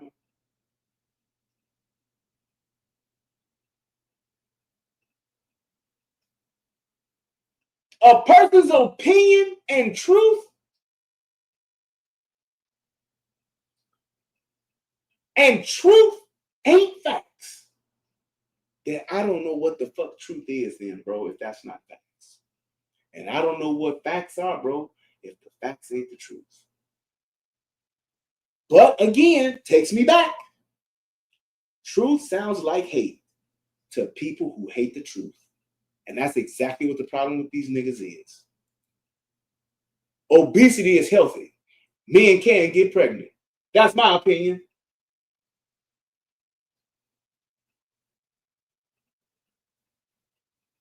That's exactly the kind of world these motherfuckers want to live in. And even though you know that this shit is not true, you just want to be able to say, well, that's how they feel. That's how it is, man. That's what they said. I mean, who am I?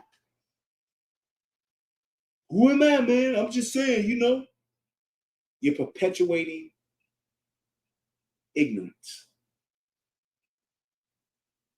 That's what you're doing. You're perpetuating delusion. It's just like in the movie, what's the movie with Eddie Murphy and the Vampire in Brooklyn? The whole evil is good. Because this nigga was in the church, well, on the church steps, and just saying the shit over and over again. Niggas started to repeat it and started to believe it. Evil is good.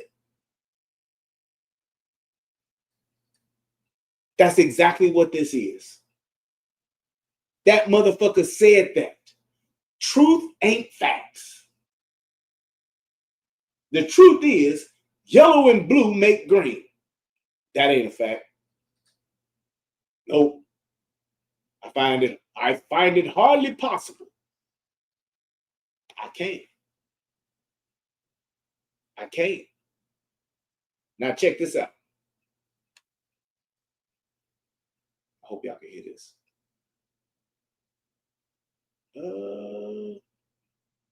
Shit, I can't hear it. Oh, wait, my bad. Everybody else is entitled to see it the way. I'm not saying this to be mean or rude. This is me, the way I see it. Just like anybody else is entitled to see it the way that they see it. I was born in a Confederate state. They call Arkansas. The word Negro is on my birth certificate. I was born in a town named after a white man who was celebrated so much because he was a millionaire slave trader going into the Civil War. He was a general for the Confederacy in the Civil War. And he was also the first Grand Wizard in the KKK. His name is Nathan Bedford Forrest.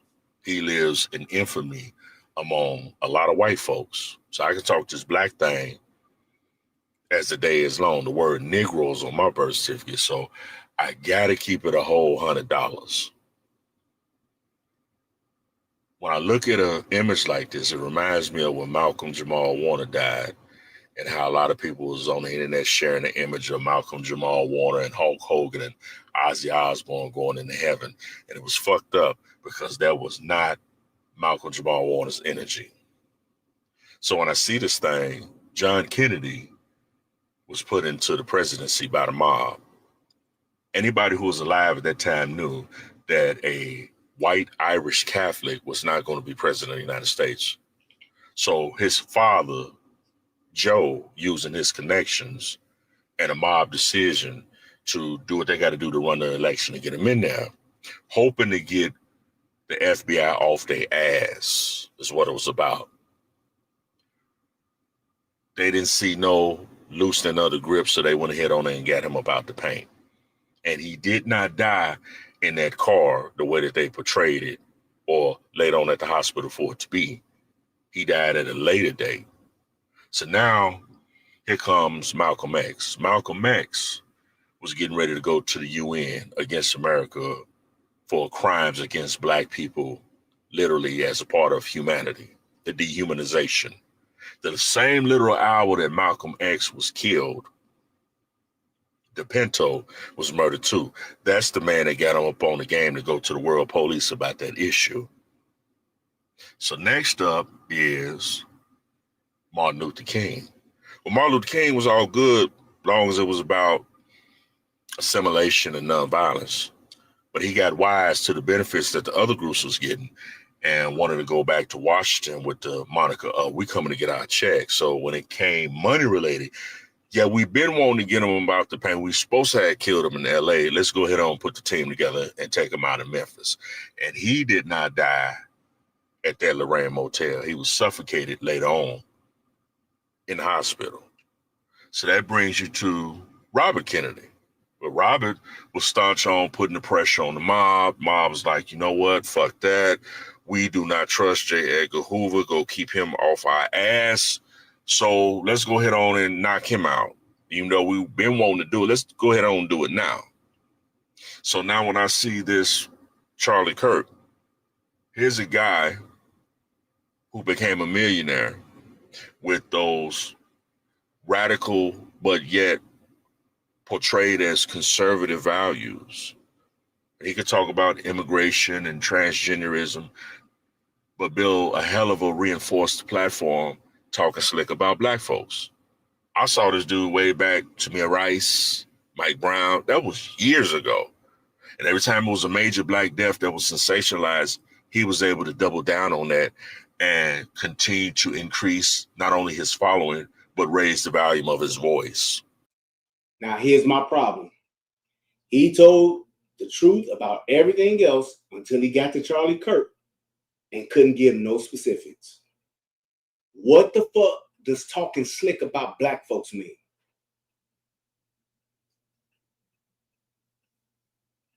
This is my point. What the fuck does talking slick about black folks mean to give the credence to just say, well, that's how he increased his following. He doubled down on it every time somebody black died. Also, because I had an opinion about when black folks got shot or got killed, I had an opinion about it. Is that talking slick about black folks? What is that? And this is my problem.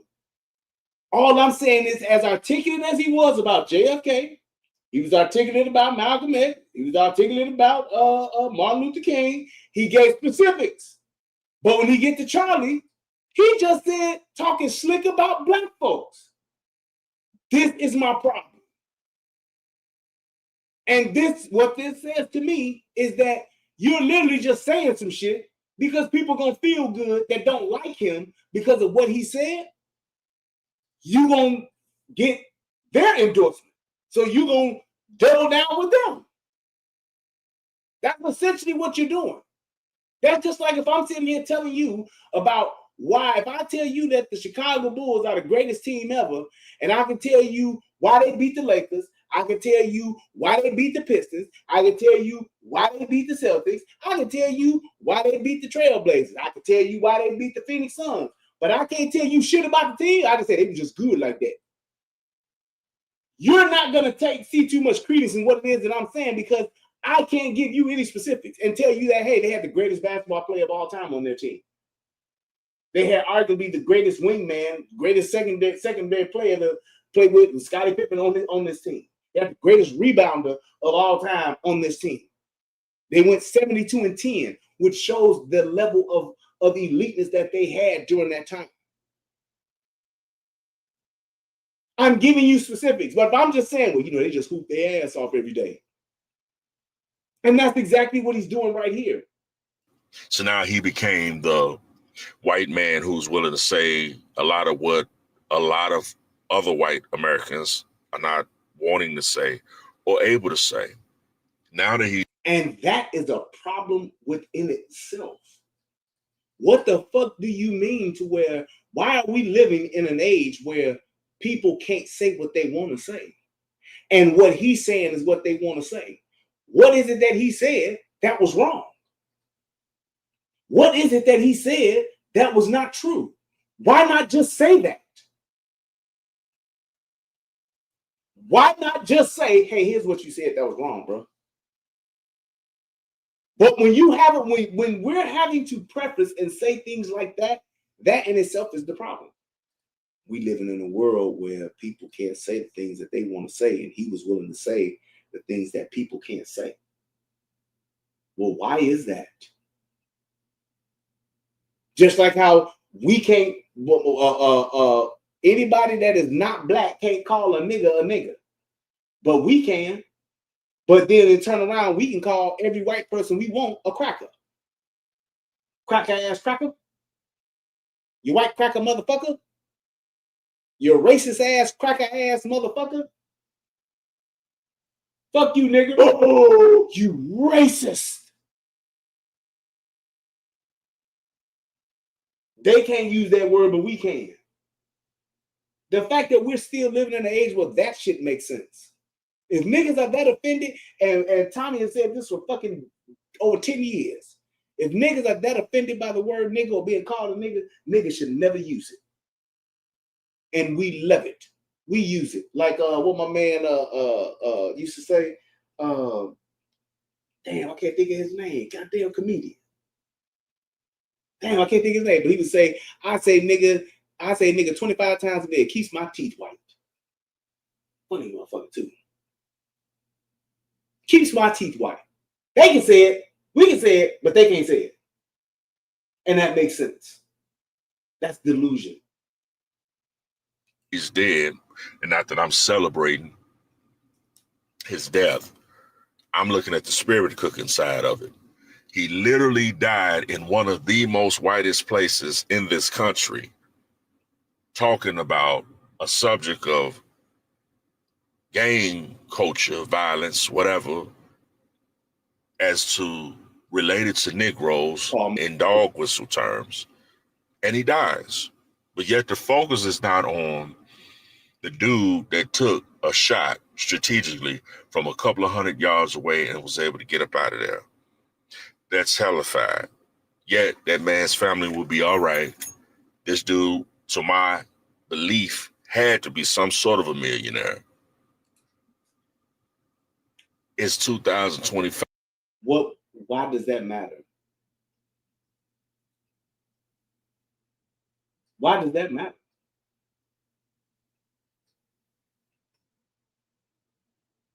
Why would that even be a point of contention? And no, his family ain't gonna be all right. That nigga got a 3-year-old and a 1-year-old and a wife.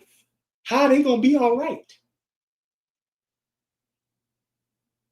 Just like when his wife came on the show today, and she talked about how her 3-year-old daughter, when she got home, her 3-year-old daughter rushed her in her arms, and the first words out of her mouth was, "Where's my daddy?"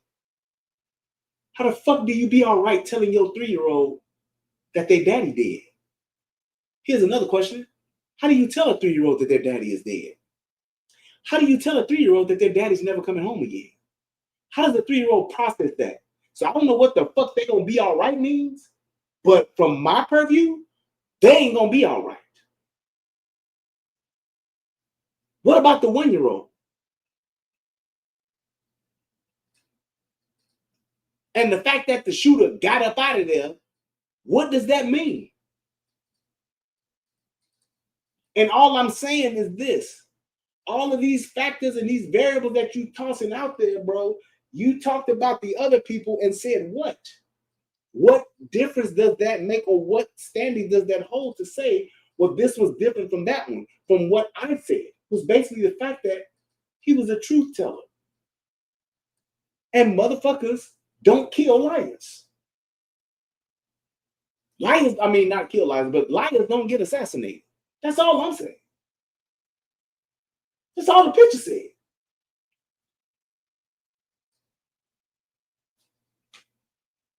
But I don't get the fact that you saying that she gonna be all right because she got money.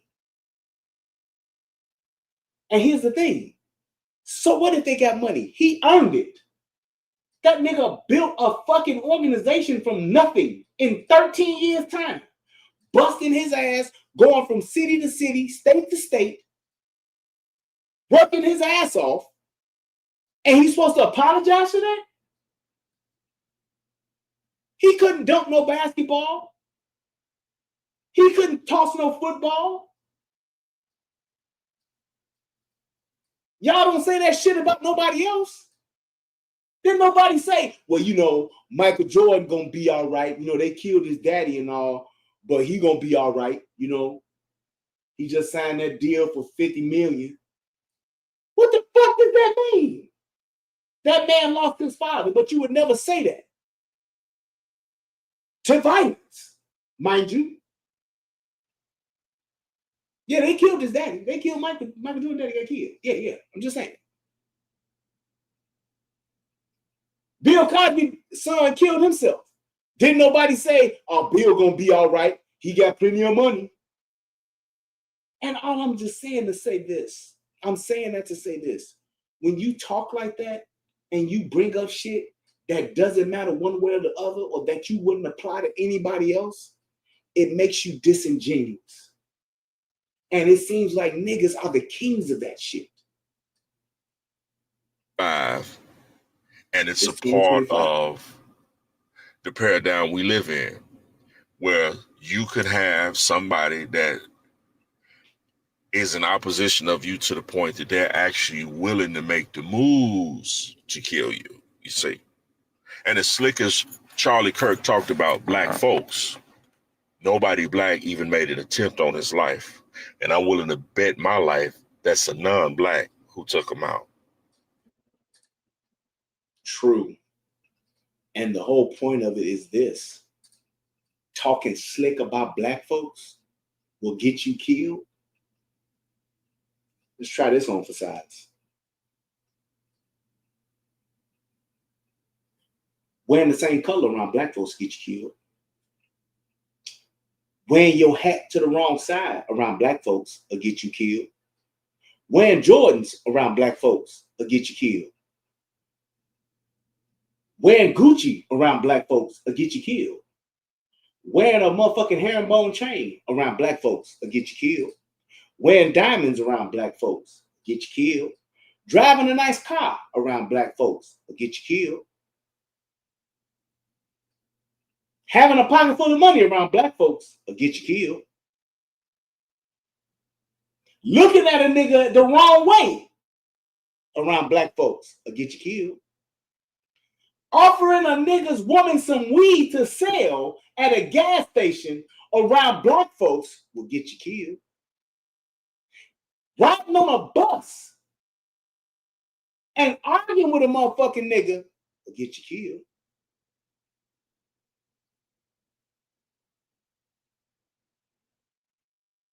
So talking slick around black folks about black folks, and them ain't the ones that kill you, that ain't no blessing. Because niggas kill niggas for far less shit. I want your car. Get you killed. I want what you got in your house. That'll get you killed. I like your bitch. That'll get you killed. I want to squeeze your bitch's ass. That'll get you killed.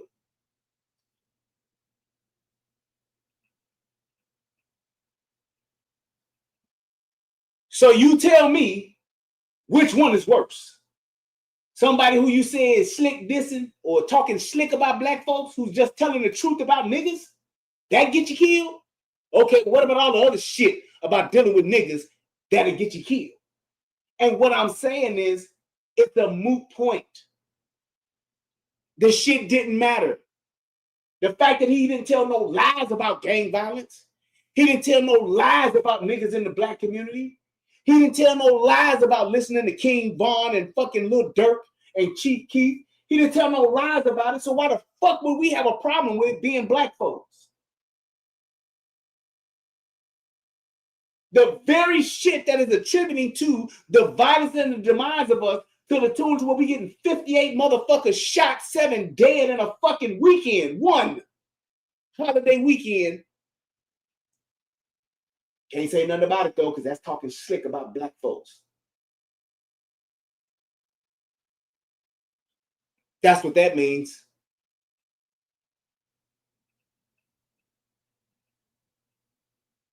And all I said was, You don't get assassinated for lying.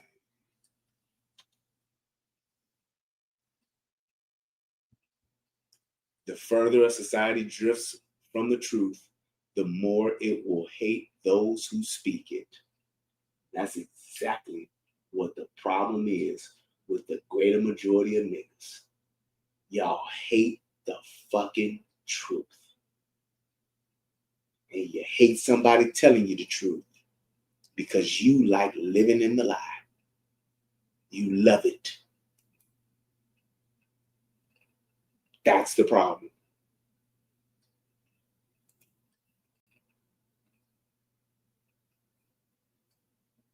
Rest in peace, Charlie Kirk.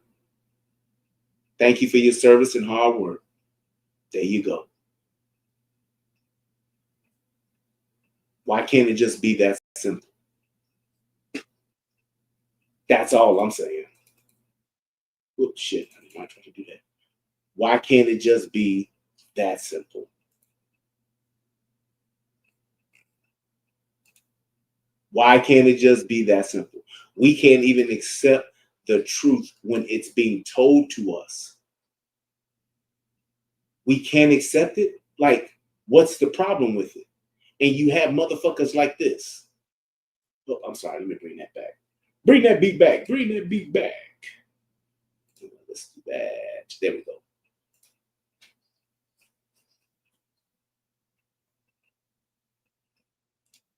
Like Charlie Kirk. First of all, Listen to this bitch. I can't have empathy for someone like Charlie Kirk.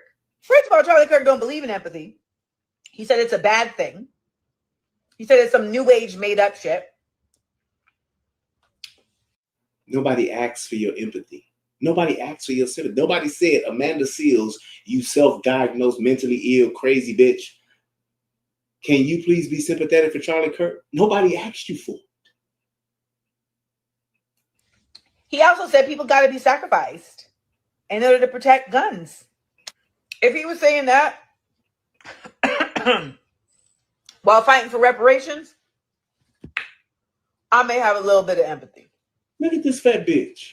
But this white on white violence, he died? Damn, B.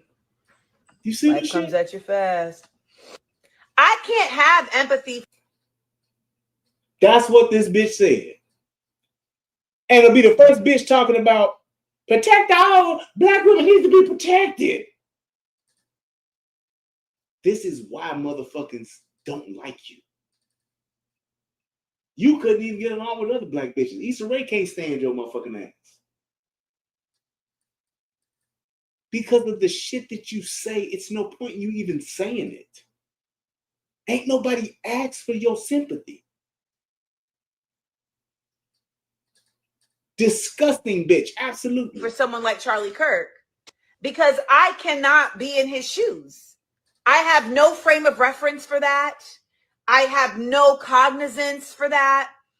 There literally is nothing about his existence that I can relate to.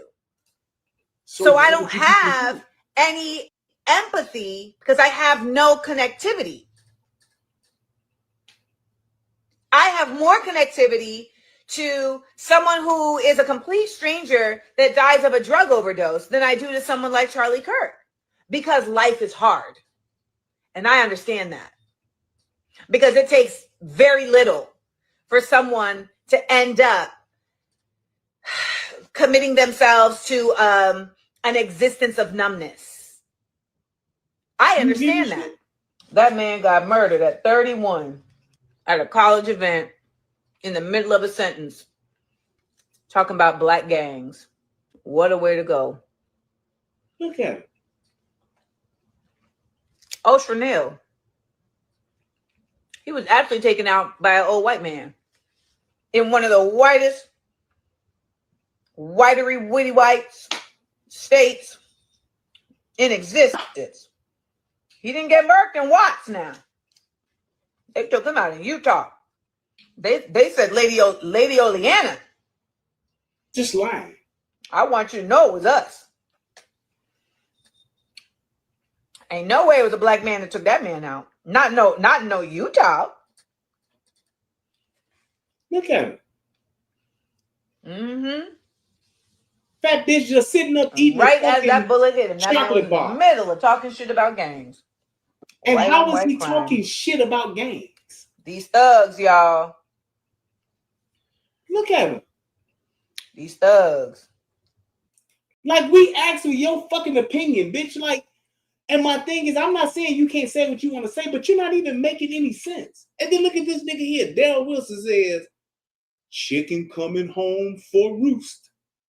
Tell you, man, dumb motherfuckers. Coming home for roost.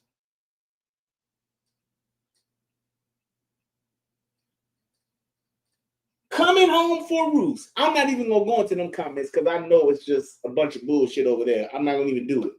But I'm just giving you the example of just like, look at what the fuck these people are saying. And how these motherfuckers are calling the motherfucker a racist and all of that shit. It's like, y'all are literally just saying shit. And you saying like he can't, what he was saying about gang violence was true. It was fucking true. And you got a problem with it. Meanwhile, motherfucking Billy D. Williams says there should be a memorial for Charlie Kirk at every college campus. I don't care if you disagree. So I guess Billy D a coon now too, huh? He's soft shoeing for the man. Old ass Billy D. Williams. He a soft shoe. The motherfucker's just telling the truth. He has an opinion and he's just backing it up with facts and truth. And you niggas just love talking shit and just talking about stuff that you don't even know nothing about. They ain't trying to know nothing about it. Just making a fucking weird ass statement. Now, I'm gonna finish up because I want to touch on a couple more things before I get up out of here. Just overall, talking about his assassination, I am thoroughly convinced that this was a fucking conspiracy and that some people from the inside definitely played a part in this man's demise. Absolutely. When I saw this, I said, there it is. So just like when you talking about Malcolm and all the rest of these motherfuckers and all that fuck shit that they did, I want you to see this shit. Because this shit here, this shit right here, oh yeah. Y'all just, and I'm saying this, I'm just looking at what it is, and I'm just calling a thing a fucking thing. Because there's no way that a motherfucker can tell me some shit, can tell me that this ain't a problem because, well, just let me show you. Well, let me show you, man. Look at this. Do you know how many mass shooters there have been in America over the last 10 years? Counting or not counting gang violence? Greg, do you know how many mass shooters there have been in America over the last 10 years? Counting or not counting gang violence? Greg. And here's the other truth to that. He wasn't talking about gang violence before he got shot. He was actually debating a person who was talking about mass shootings. He said counting or not counting gang violence. But look at these motherfucking white boys behind him. It's 5. Okay, now 5 is a lot, right? I'm gonna give you some credit. Do you know how many mass shooters there have been in America over the last 10 years? Counting or not counting gang violence? Look.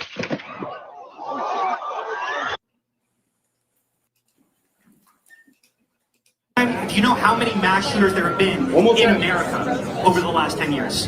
Counting or not counting gang violence? Greg, do you know how many mass shooters there have been in America over the last 10 years? Counting or not counting gang violence? Greg. What them two niggas in the back doing? I'm gonna give you some credit. Do you know how many mass shooters there have been in America over the last 10 years? Counting or not counting gang violence? Great. Do you know how many? That's all I'm saying. Now, until a motherfucker can explain that to me to where it makes sense, conspiracy, bro, all day long. All the live long day, all day long. That's all I'm saying. That's all I'm saying, bro. That's all I'm saying. But let me go ahead and just finish this up. And like I said, I don't know if Dion Prime is still in the chat and wants to come up. I'll put the link in there in a second, bro. But let me say this, and just what I've learned from this past few days, from this happening and what's going on with it now. I've learned one thing, and I'm just gonna say I consider myself to be one of these people that are truth tellers. I'm a person that is all about telling the truth. I'm a person that's all about doing what's right, doing what's best for everybody. I am. But I've learned something from this. And excuse me. And this is where my change and my growth came in.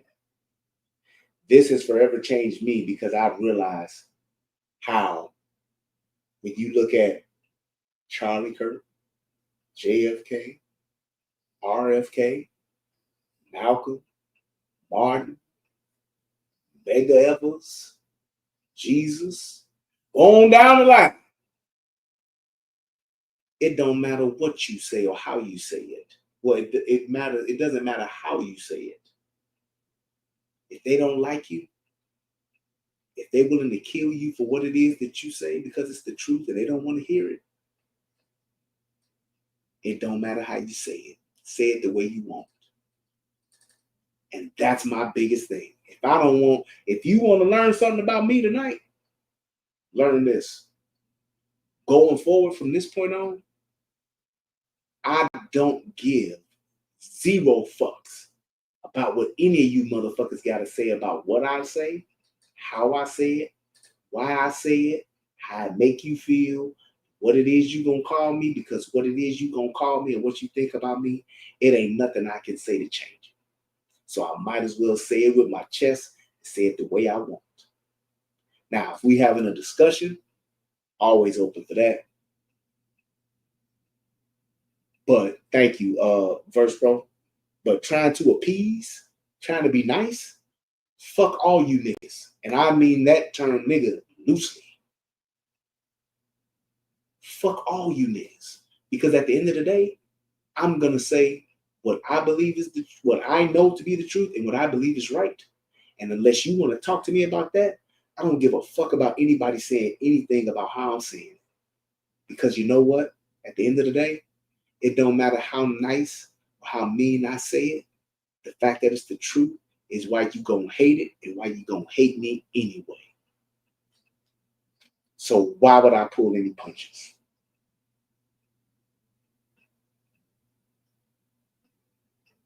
Why would I pull any punches? And that goes for all you motherfuckers on the internet, family, friends. I'm gonna say what it is I want, and I'm gonna say it the way I want. If you want to have a discussion about it, fine. But all that other bullshit, miss me with it. And if that means we can't be in relationship anymore on whatever level, so be it. I'm okay. I'm okay with it. Matter of fact, if you watching this and you still got a problem with me or hate what it is I say or hate the way I said it, just unfriend me now. Because it ain't going to stop. I ain't going to change it. I ain't going to hold it back. And I refuse to sit and try to reason with you niggas anymore. So you might be a person who got a question for me, fine, no problem. You may be a person who got a problem with what I'm saying, fine, no problem. But just know, the nigga that you getting is the nigga that you get. I'm going to say it plain. And I'm going to say it the way I want. I'm not trying to appease any of you motherfuckers. Ever. Because at the end of the day, whether you Jesus, Malcolm, Martin, Charlie, or JFK, motherfucker that hates you is going to hate you. no matter how you telling the truth. You can whisper it, you can shout it from the mountaintops, you can speak it in tongues, you can type it up on a text message, you can put it on Instagram, Facebook, YouTube, Rumble, you can put it out there however you want. Motherfuckers gonna hate you for the truth just because it's the truth, no matter how you say it. So why try to clean it up? Why try to pick and choose how you say it? Just say it, because you know what? At the end of the day, it's the truth. You can tell the truth and they can call you a racist. You can tell the truth and they'll call you a coon. You can tell the truth and they can say you don't like yourself. You can call they can call you a bootlicker, a soft shoer. They can call you a racist. They can call you whatever they want to call you. But just know that they're calling you that just because you're telling the truth. And these niggas, the truth to them sounds like hate. That's why they hate the truth so goddamn much. That's just what it is. If a motherfucker don't like you, they're loud. If a motherfucker think that you saying something that they don't like, they gonna make you the enemy. So why even try to figure out a way to say it to them so that they'll like it? Why try to figure out a way to say it that they'll, well, you know, if I say it this way, it'll make it sound a little bit more palatable. If you say it this way, you might get a few more people to agree with you. If you share it this way, you might get a few people to really say, you know, I understand what you're saying, man. I really do get it. If you say it this way, then it could make somebody, you know, really try to understand what you're saying. Nope. Truth is the truth. You're either going to accept it or you're going to deny it. And if you don't deny it and you don't accept it, then you don't even have the capacity to understand it. And for that, I don't have no, there's nothing I can say to you. If you don't have the capacity to even understand the truth, if I can't walk it down to you and make it and just tell you what it is, and we have a discussion about it, then that means there's no point in me doing anything else. There's no point. If you can't explain to me, just like that motherfucker that was in here earlier, when I said, explain to me what a white supremacist is, and explain to me why Charlie Kirk qualifies, the nigga said everything else but that, didn't he? Proof is in the pudding, right here on the show live. You had an opportunity to actually qualify and actually back up your statement that you made. I said, just do me two things, bro.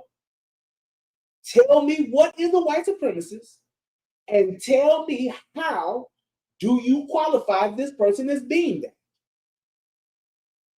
So that's just like me saying, hey, man, this person's a professional football player. All right, tell me what that is. Okay, I can tell you what it is. Professional football player is a person who plays on a professional elite level and is in or part of the National Football League. All right, how do I qualify this person? This person plays for the Chicago Bears, which is in the National Football League, and he is on that team as a member and is paid to play. I told you what it was, and I explained to you why that person qualified. So if a motherfucker got a problem with me saying Caleb Williams is a professional football player, I don't know what else to tell him. Because I told you what a professional football player is, and I told you what this person was and why he qualified to be in as such. And if you can't do that, I don't know what else to tell you. Motherfucker can't tell you why a person is a white supremacist. Hey, man, I don't know what to tell you. I don't know what to tell you. If you can't tell, if I tell you, hey, man, this is what it is, and this is why, and this is what it is, yep, you go ahead and, hey, this is how it is, and this is why I said what I said. Oh, okay. So if that's the case, and I explain it to you, we can have a discussion about something else, but it shouldn't be about why I said this person is that, unless you're disputing what it is I said they qualify.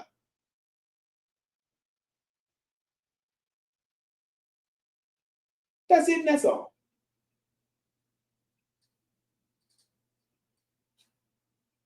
But I'm gonna see if my man Dion Prime will come up here and see if he got something to say.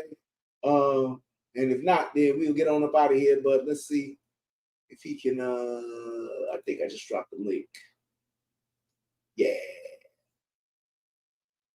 Let me know if you can get in, bro. But I just really wanted to, and I'm glad I took a few days because I was really angry at people, and to the point to where it was like, if this is what people are gonna do, and this is how people are gonna talk, then it's like, okay, it's all the way up there. It's all the way up. It's all the way up, and that's exactly where I'm at with it.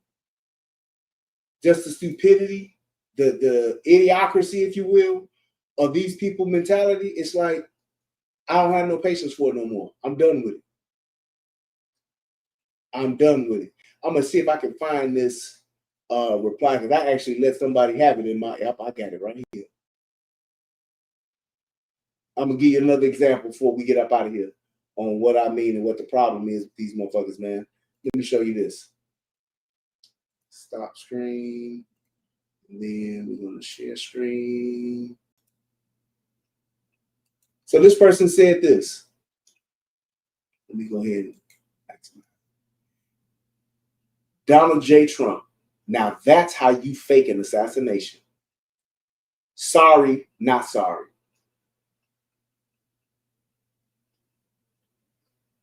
That's what this bitch put up there.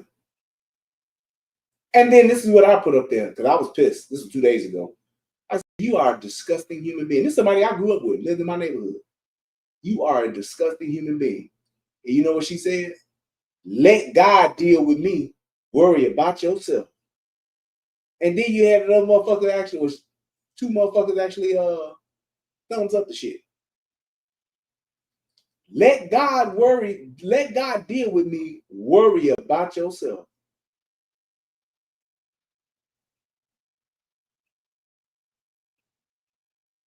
This is what motherfuckers put up there. And it's like, now if somebody was to say this about one of your relatives, one of your cousins, whatever the case may be, would you just rather them just not say nothing at all? Because at the end of the day, you talking about a man that got killed in front of his wife and children. And you cool with celebrating that shit. You cool with it.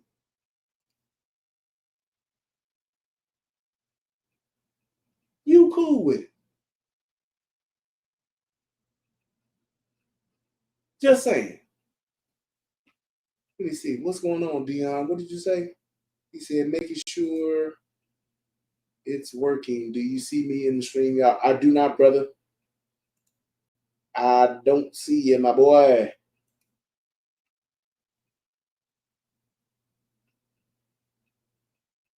He says, what did he say here? Only a biologist should answer. David, let me see what he said. People don't want to answer questions on it. They just want to push narratives. Very true, man. So why do you think Bob Ross is an authority on art? Answer. Well, he's an artist who has been painting for years. He had painting for years. He has a show called The Joy of Painting. You can see on TV and YouTube. And you can actually see him do that very thing.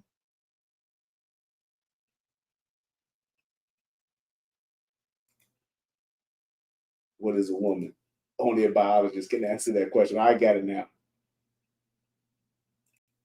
Yep. But I'm just saying, it's like, when are we going to get past that part? With all of the advancement that we have in society, why are we still here? And why is there so many Black people still here and insisting on participating in pushing these bullshit ass narratives that require zero to no thinking at all? Why are we at that space or in that space to where that's happening? I don't get it. And I'm tired of dealing with motherfuckers that don't get it.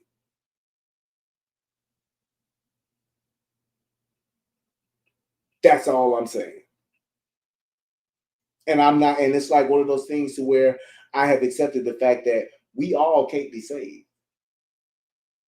We all ain't gonna make it. We all ain't gonna elevate. We all won't be lifted. We all won't get there. And it's because of mindsets like this that keep us from it. There you go, Dion. I see you now. I'm gonna bring my man up here in 1 second. Hold on, bro. Hey, can you hear me, Brian? Yeah, I can hear you loud and clear, my boy. Yeah, man. I just want to call in, man. I thought this was a good topic that sometimes you gotta get out and just vent your frustration with what you see going on from both sides of the aisle, which thought it was a little bit crazy. There's a lot of people that I've gone to high school with that be on the social media, like the Facebook. I'm not that social media guy. I don't get on that and tell everybody my business and let everybody know what I'm thinking, because you might be thinking some crazy, goofy shit, and people be looking at you sideways. But a lot of my friends, anybody who's taking any joy over what happened with Charlie, I didn't even say nothing to him. I gave him that face where you rubbing your chin. Yeah. And then I gave them that. They said something to me, and then they doubled down on their stuff. I didn't write them anything. I just blocked them. I just said, you know what? I don't care how long we've been friends, man. Friendship ain't got nothing to do with good and evil. If somebody's evil, I just get away from them. I'm like, nah, man. There's no way. Just like people posting things. I saw somebody post some shit. A guy I went to college with and played football with. He posted some shit about Trayvon Young, and he just named all these different black people who all were, and he put in their age. Like this one was 12. This one's 27. Tamara Brownlee, whatever the chick's name was.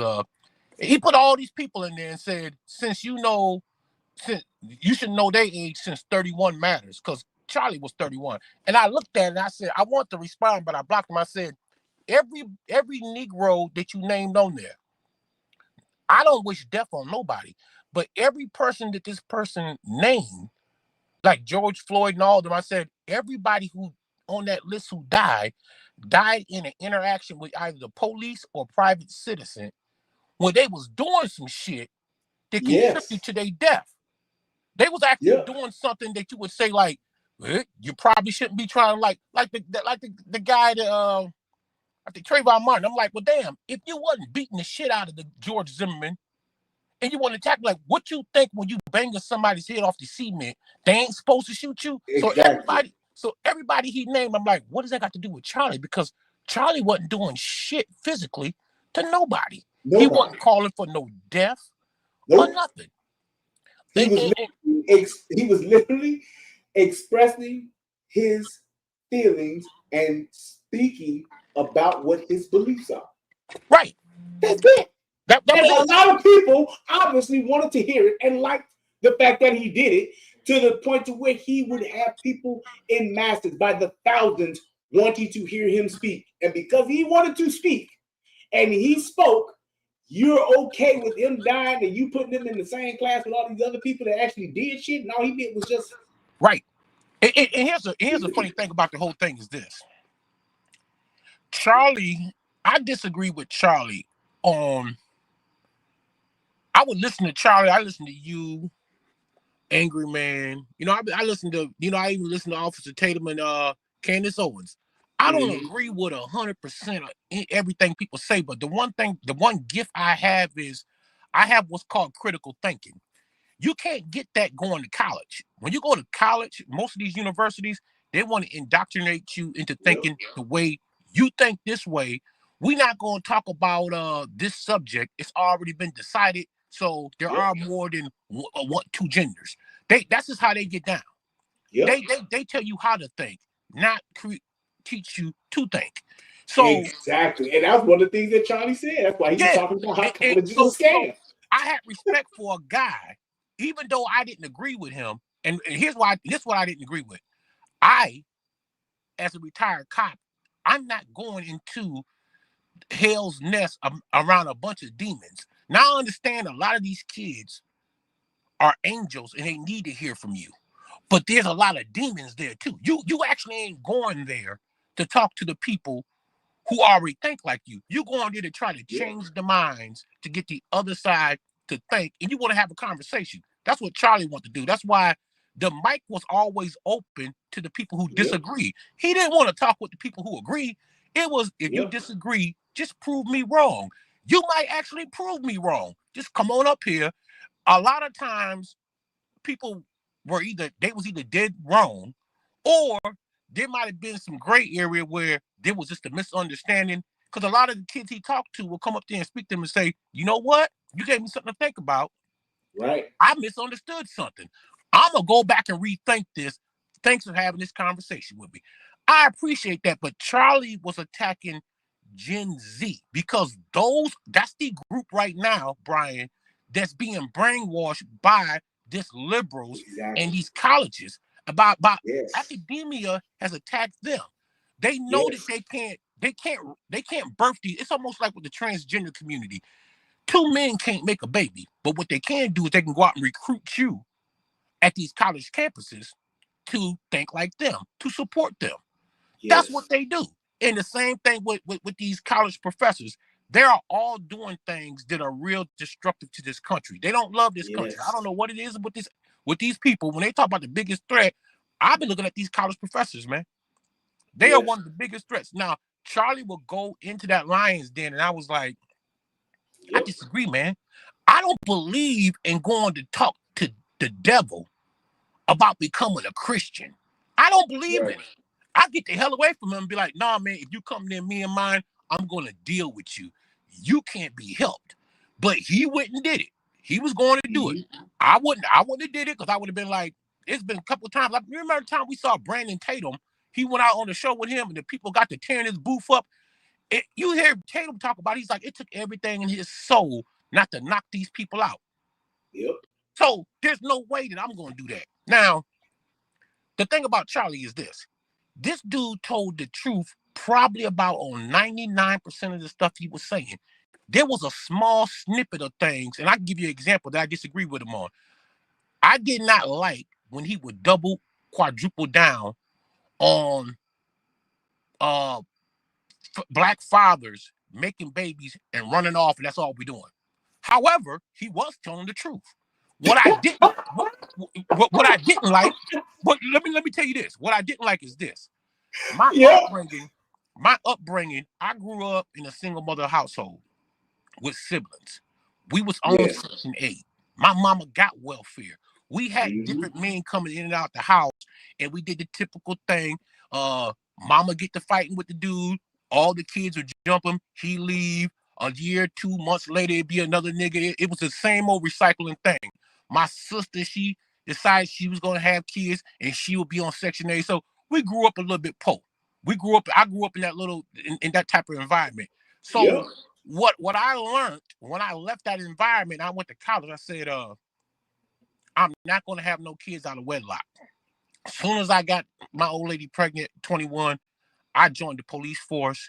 We got married. I did not want to repeat that cycle of the stuff that Charlie's talking about. But what I saw and what I witnessed from being on Section 8 was this. White people play a big role in the fact that when you give people like my mother, when she had this free housing and whatnot, she was allowed to do things that impacted her children, me and my siblings' lives, that my brother strayed away and was doing wrong shit. My sister was doing bad shit. I saw people in our neighborhood who grew up a certain way. The one thing they all had in common that Charlie talked about was no fathers in the household. But what he did not double down on, or what he did not talk more about, he didn't espouse on it. And that's why I disagree with him on, is that he didn't say, well, there's a lot of policies that the white man has designed to create an environment where fathers couldn't be in the household. Because when me and my brother turned 18, I remember the caseworker would stop by and always remind my mother. And my mother would tell us, and she would show us the lease and say, you cannot be in a household on Section 8, a male over the age of 18. Once you reach 18, your ass is out the door. It don't matter if you in high school. And you 18. And I found that out the hard way. Cop, I put a kid out. This kid was the Chicago Player of the Year. I'm not going to say his name, but he was the Player of the Year in football. The mama called the police, and I responded because, and I'm not lying, bro. I wouldn't tell no lie about this. He wouldn't share some rib tips with her. They was fighting over rib tips. The man brought some rib tips. Bro, you ain't look. This is my thing though, Dion. you ain't lying, but we all know that to be true. Right. It's absurd to hear, and it sounds fucked up. It's a crazy story, man, but I couldn't make the story. Rib tips, bro. I ended up calling my sergeant. Yeah, I called my rib sergeant. Tips. Yeah, I called my sergeant. I said, listen, Sarge, mom want him gone as an unwanted person. They got into it, but this dude's a senior in high school. Mom tells me, well, this Negro 19. I said, don't matter, he in school. So I'm thinking, you still responsible for your kids if they still in school. Y'all fighting over some rib tips. I called my sergeant. My sergeant said, is he 18 or over? Said, yeah. Said, is she on Section 8? Said, yeah, man, she ain't got to go. She going to lose her stuff. Said, we really don't want to get into all that because that's really with the caseworkers and Section 8. But said, the mama's right. He's actually an unwanted person because her lease of Section 8 says a male over the age of 18 cannot be in the household. It don't matter that he's in high school. So, and that's all I'm saying, though, bro. That's what I would disagree. True. I didn't. That wouldn't be a disagreement. But here's the thing. Here's the thing. Let me say this. We've heard the story about the niggas who died, been killed by family members over chicken, Kool-Aid, cake, pie. What about the dude? This was maybe about 3 years ago. The man that punched the little boy over some fucking cheesecake and killed him. Punched him in his chest and literally he punched him so hard he killed the little boy. Wasn't his son, but what was he? In the house with another bitch who got a nigga out of jail, whatever the fuck, living with him. He killed the boy over there. What about the man that killed the little boy because he wet the bed? So when we talk about those things, yeah, we may not like it, but it's true. Because just like how you was talking about with your mom and the decisions that she was making and the men that came in and out, how many niggas do we know? Not your mom and them, but how many niggas do we know that was careless with their seed and was having babies all over the place? We all know them. So just how you can say that one extreme, well, there's a lot of different circumstances that occur with a lot of families. We can go right on the other side of that spectrum and be like, I know these niggas was just slanging dick in the hood for years and had babies with all kind of bitches because they didn't give no fuck. They wasn't trying to be fathers. They was out fucking hoes, feeling good, and the babies were byproducts of it. And the hoes was okay with it, and so was the niggas. Because the hoes was able to get the Section 8 and the housing and the food and all that shit. That's why they was quick to lay on their back so that they can get that free shit and fall ass backwards into a safety net that we all paying for as taxpayers. Right. And that ain't really my disagreement, because I ain't saying the brother was lying, because 99% of the stuff he said, I would say. But when he got to the stuff like that, I would say you shouldn't just end on the problem in the black community, because 10 of the problems you named, out of 10 things you named, 9 were correct. The 1 or 2, you were right. You was on point, but you should have expounded on it and say, well, it ain't like a lot of here's the thing. As black boys, if you don't see, and this is what I wanted my sons to see, my sons got to watch me get up and go work the midnight shift and patrol. They saw me get in the squad car and would leave. I would come home on duty. They knew what I did. They would say, my dad's a cop. That's what he do. When kids see a father figure in the household and see him get up to go work a shift at the same time every day for a couple of decades, it sets into them when they got to see that same father get up and got to cut the grass. I coach AAU basketball at the time. I'm the same guy who's getting off on midnight shift and then going to pick up other people's kids as well as my sons so we could go to basketball practice, so we could do this. We traveling out of town. I'm making sure I'm paying for these kids to be in the hotels and take care of them. It's something different when the kid gets to see actually what the duties of a father are. And Charlie didn't talk about that. He just said, hey, these dudes are making babies and gone. But he's like, well, you know what? In hindsight, if you never actually seen a father in the house, how would you know what the right thing to do is? That would be my only disagreement, and it's not actually a disagreement. And it's not actually a disagreement. It's just that's more of a point of view. But just like how you set an example. I didn't have kids then. I didn't start having kids. I was damn near 40 years old. But here's my thing. I coached Little League Baseball for over 20 years in my own hood. I didn't have no kids on them teams. But I was out coaching those other kids because I saw my uncle do it. Mm-hmm. I got me a job and realized I had to start taking care of myself at a point to where I had to stop my rap career and all that shit because I saw what my daddy did. He was responsible. And I knew I wanted to have a family one day. So I'm like, I can't keep doing this shit. If it ain't panning out and working out for me, I got to switch the game up. But I saw my daddy and how he operated. So even the fact that you may not always, and even though my parents were divorced, my daddy literally lived around the corner from me, so he was there. But what I'm saying is, even when you don't have your daddy, having a man around matters to the point to where you have some type of a model to look at. Yeah. But when you have a community to where that shit is non-existent, where it ain't no men, when you see these stories, when it ain't no men at all, you might have a good coach that give a fuck. But what if you don't play baseball? What if you don't play basketball? What if you don't play football? Then what you got then? Right. And that's the point that motherfuckers don't want to accept. But we all know it. Right. But we don't want to accept it. So you may have a different point of view about what Charlie's saying, but he ain't telling no lie. No, he ain't telling no lie. That's the point that you were able to now to have a discussion about. Mm-hmm. And that's okay with me because it's like we can talk about that till the cows come home. Right. But you ain't calling them no liar. You ain't calling them no racist. And you not saying he talking slick or talking sideways. Like he talking like just because you don't like what someone ain't saying don't mean it ain't true. And I guess me and you and other people, I'm not saying you got to have no law enforcement background, but you got to have some sanity in your life to know like you ain't going in my career for most of my adult life, I told people shit that they did not like. Yes, your ass is going to jail. No, I don't want to fight you. We can go the easy way or the hard way. I prefer you just cooperate. Yep. That was it. I knew people didn't want to hear that shit. I know you don't want to hear you going to jail, but I'm going to tell you the truth. I would tell the biggest truth I would tell guys on like domestics with their lady. And this is like I don't know if you ever tell this to people. This story. This was a common story I would tell young black men. I would say, listen, I'm here. I'm asking you right now to get your stuff and leave with me.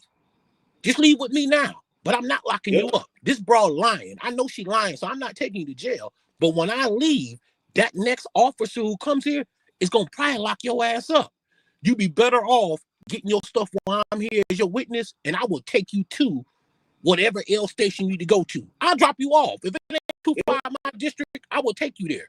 I will take you there. I prefer just to take you, but I would tell them, I said, she know when I get off. When I get off, she's going to call the station again and get your ass locked up. Now that's something that you may not want to hear, but it's the truth. Same thing. And Tommy does this real good, and I'm glad he does this because it drives me crazy when he first started doing like the videos with the police pulling over on the traffic stops, and they have these interactions with black men and women. So the woman always gets off. I was watching one earlier today where this girl just did all type of shit, and they still didn't lock her up. You know what I like about what Tommy does though?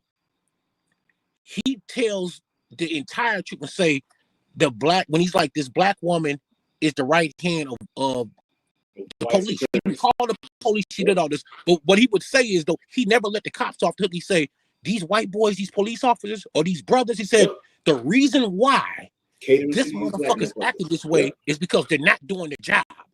They're not doing their job, so they're just as fault for this environment they created. And that was my thing when Charlie would say, these dads, black fathers aren't in the household. I'd be like, well, hey, bro, there's a reason. A lot of the reasons why they're not in the household is some of them was raised on Section 8 like me, where they just, like, you got to get out the house. The only thing you good for is fucking, maybe giving her some money. You just there as dick and get the hell out. You ain't supposed to be here. They don't even want us there. And I can say this. I can say this because I watched a lot of Charlie Kirk. He's talked about Title IV because that's all that came down to. That was the legislation and the stuff in Title IV that made that way to where you couldn't have men in the house and all that kind of stuff. He's talked about that. Okay. But the point that was made about it is that, you know, Your thing was that you would just want more in-depth conversation. That's all. That's all. Because That's it. I would see him Right. on campus talk Yeah. for an hour, and I would love it. Yeah. And then it might be 30 seconds. I'm like, I wish he would go more into it. So say, you're making black men sound like all we want to do is make babies and skeet and skedaddle. I'm like, no. I said, we've never seen a father, so we don't know how to be a father, man. So we think being a father is just making a baby. And we don't know you actually got to get married. And that's the thing, though. And that's the thing, though, bro. I wish he would talk about that more. But for the most part, I'm sitting there like, wait a minute. It don't matter, though, Dion. Yeah. It don't matter. It really don't matter. And here's why I'm saying that. Because they going to hate you either way. Because Tommy talk about it all the time. And they hate that's true. That's true. And like I said, I just don't get there. I'm like, man, this dude is 31. He's really reaching out to Gen Z, which is the reason why we was able to get this last election. He going into the Lions Den. He fought the good fight, bro. He going into the Lions Den doing God's work. Fight, bro. Yes. And doing God's work, and y'all actually got the audacity to get out. And the killer part is this: I don't care what anybody say. This shit started. It's probably been going on for a while, but where I saw it as biggest tipping point, I knew when Black Lives Matter and Antifa got up here doing COVID, and they shut the country down, and they had these people out here protesting, and I saw these politicians. I remember I seen Maxine Waters saying, "Get in their face, let them know they're not welcome." I saw Kamala Harris. No. She said, "Punch them in the face. Get in their face." And then the other time, she said, "Let them know they're not welcome." Yeah, let them know they're not welcome. Let them know they're not welcome. And then Kamala Harris did an interview, and she said, she was on the news. She said, "We're not going to stop until we get what." It was like, the mass protest. They ain't going to stop until we get what we want. And I'm like, damn, these people are actually backing Antifa and Black Lives Matter. They're backing this shit. Now, if you look at it, Brian, these people, and I was looking at the stats, it was something like 400 cities they had across America. They had incidents in 400 cities. Yes. It was over 2.1 billion at one time, like immediately afterwards. Just the number. I don't know what it came up to in property damage. You had deaths. You had the definition. Yes. The definition of domestic terrorism is you using force and terror to influence somebody to push a political agenda. Yes. By definition, Antifa and Black Lives Matter meets that. And because we never stopped that, it ain't but when people talk about both sides, like, no, man, it's only people on the Democratic left side. For when you are a let's Democrat, just say it's on, but let's say it's on both sides. Let's say it is. Point it out. Yeah, that's and when I point it out, it is what it is. I told my buddy, I told one of my partners before I blocked him, I said, listen, man, if we sit here and name that, I said, we can name, I said, y'all had protests in 400 cities. You guys did. I said, I don't care if you're Black Lives Matter, though. I said, Black Lives Matter people. I said, the thing about your group on the Democratic side is every crazy has a home there. Every lunatic can't stay over on the Republican side. Not everybody can be over there. Not every lunatic. Yeah. But on your side, y'all accept anybody on this bullshit. Y'all got the LG, you got the entire alphabet. You got that's their thing, though. Yep. Placate to that so that helps with their numbers. They let them all in.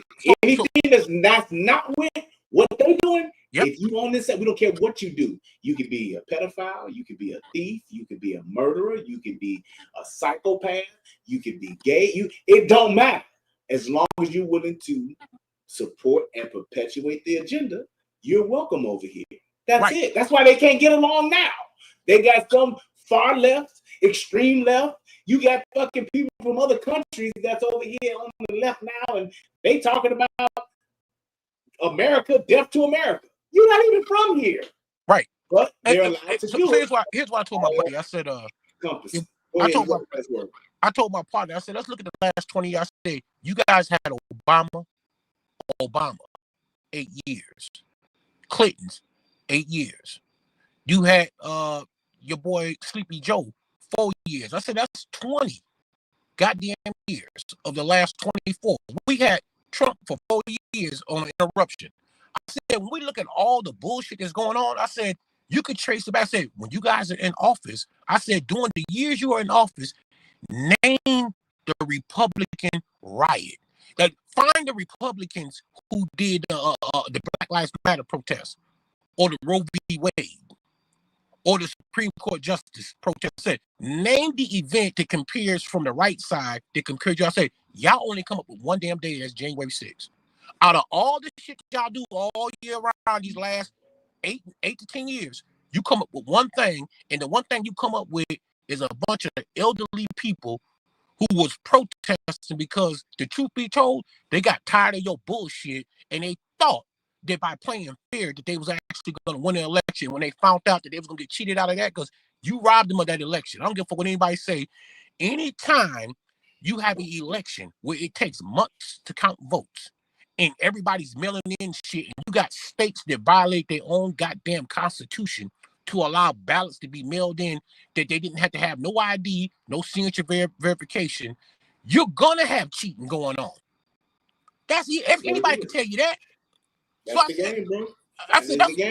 I said that's why people were protesting. They were protesting because they couldn't believe that we allowed y'all to influence this election to the point that you was able to cheat, to steal one. Nobody liked it. Now, in hindsight, I do believe that was the best thing to happen, because 4 years of Biden, even Democrats got tired and said, man, you know what?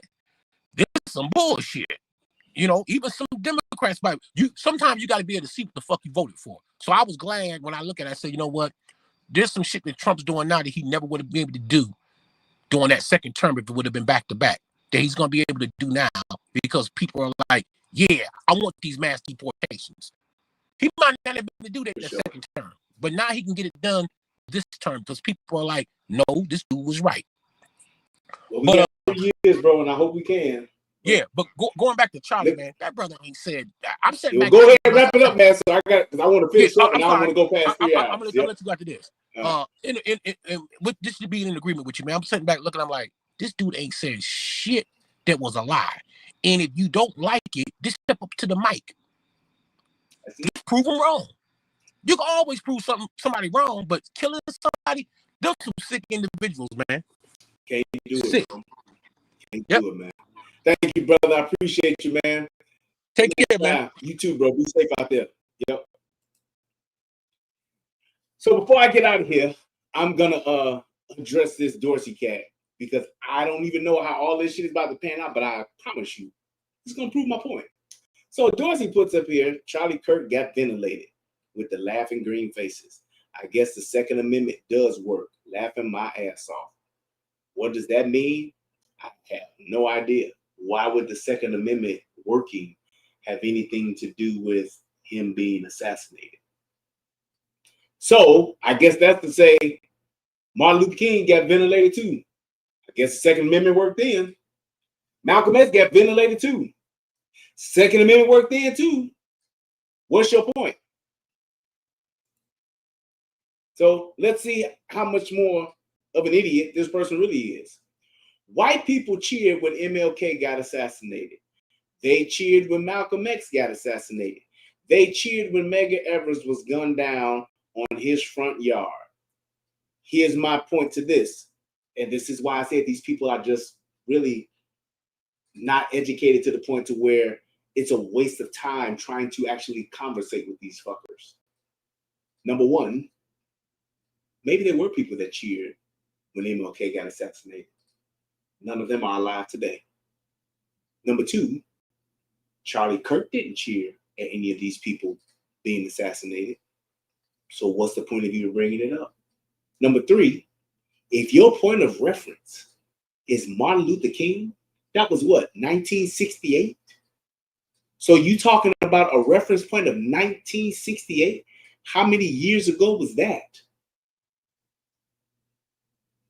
Some fucking 60 fucking years ago is your point of reference as about some white people cheering, whoever was white and did cheer, none of them are alive today. What relevance does that have with the point that you're trying to make? Medgar Evers, none of those people are here today. They're all dead.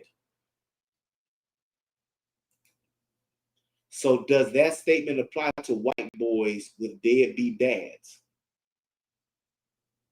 I think Tommy said the white man was the original baby daddy. What's your point? Do you see what I mean? How these people are just pushing bullshit narratives that mean nothing and they can't articulate themselves?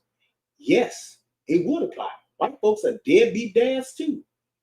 Here's the problem though, buddy. All of those single white moms don't have kids fucking doing drive-bys and shooting 80 motherfuckers in a weekend in the trailer parks. You dumb fuck.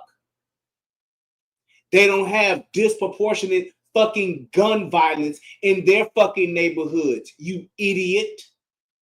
That's why you're so fucking stupid, is because you're trying to compare single white moms to single black moms. And we can clearly see whose neighborhoods are safer, single white mom neighborhoods or single black mom neighborhoods. You take the average fucking trailer park and compare it to the average fucking high crime black neighborhood, and we'll see the bodies and see what adds up. We'll see who got higher numbers. You see what I mean? How you just say shit to try to push a narrative and you don't even fucking know what you're trying to push. You're just saying some shit for the sake of saying some shit. So single white moms raise serial killers. They do, but have what last group of serial killers killed 58 motherfuckers in a weekend? What's the last serial killer that had 80 people shot? Huh? Tell me the last group of single white moms that raised serial killers that had the murder capital of the fucking world, of the fucking country. You see what I mean? How you just want to say some shit as opposed to taking responsibility to what the fuck is really happening? You just want to talk about what the white people do. The white folks, they do this. Again, like I said earlier today. Black folks living in the hood, who are you more concerned about somebody doing something to you? A white single mom raised serial killer or a nigga? What are the odds of a fucking Jeffrey Dahmer coming to get you in your hood as opposed to motherfucking Trevontavious getting you in your neighborhood? When was the last time a single mom raised a serial killer that came and stole and jacked your car? Did a home invasion? Went ahead and stole your gold chain, took your Jordans, stuck you up at the gas station, or shot you at the gas station. So I tell you what, I take my chances living in a neighborhood where there's a potential serial killer raised by a single white mother than to live in fucking Inglewood, than to live in fucking Watts, than to live on fucking 8 Mile, than to live in the fucking pork and beans, than to live in motherfucking in Hertz Village. Huh? That's what I take my chances at.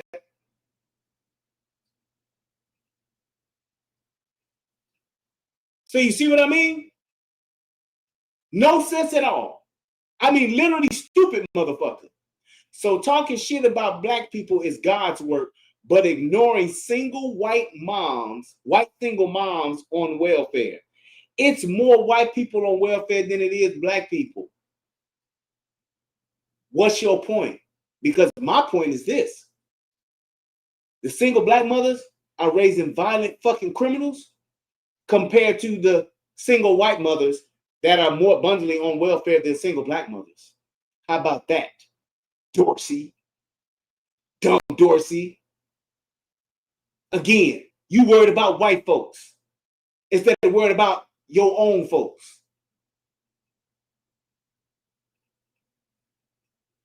And my thing is this. What the fuck is talking shit about black folks when you're telling the truth? How am I talking shit? Telling the truth is talking shit? Don't play stupid, white boy. What does that mean? Oh, I guess he talking to him. Who was talking shit about blacks? We was telling the truth about blacks. But niggas are so stupid and so delusional that they think because you're telling the truth about some shit that's going on in the black community and it's bad, that you're talking shit about. You know, like the motherfucker who is in the neighborhood molesting all the young girls and fucking all the young girls who grown as fuck, the pedophile. Talking about that motherfucker, that's talking shit. You know, the young nigga like King Von, who the FBI deems as a fucking serial killer, being in the black neighborhood, killing all the motherfucking niggas. You talk about him, you talking shit about black folks.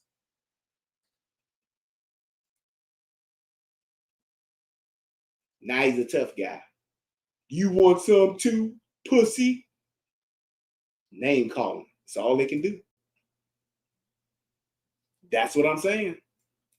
When white people stop being racist, I'll stop being arrested. Do you hear this? The level of not the level, but just the lack of intelligence, basic intelligence that this person has, to where he can't even articulate himself. He can't even have a conversation. He can't even make a point. It may have been mine if I got to yelling and audio broke up a little bit.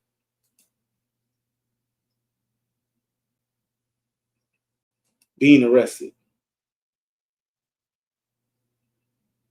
You are a coon. That's all this person has. The chickens, Gentile killer, that's the person's name.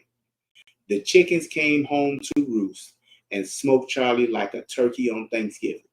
Laughing face.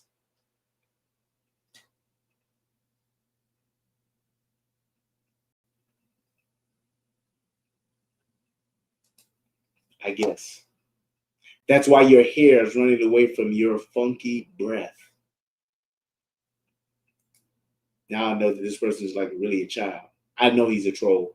I just wanted to use that just to wrap up what I was saying as far as how it makes no sense to even try to deal with these motherfuckers. You a sellout. You a sellout. I don't know how he can't even put that many words together. I was raised in a middle income black neighborhood. Don't blame me because your dad was a coward and you still dumb as fuck. That's even more insulting or disappointing. Fuck you, fatherless bastards. You cowards didn't do shit about the crime in your neighborhood, says the person who didn't even live in it. I'm telling you, man, this is the level.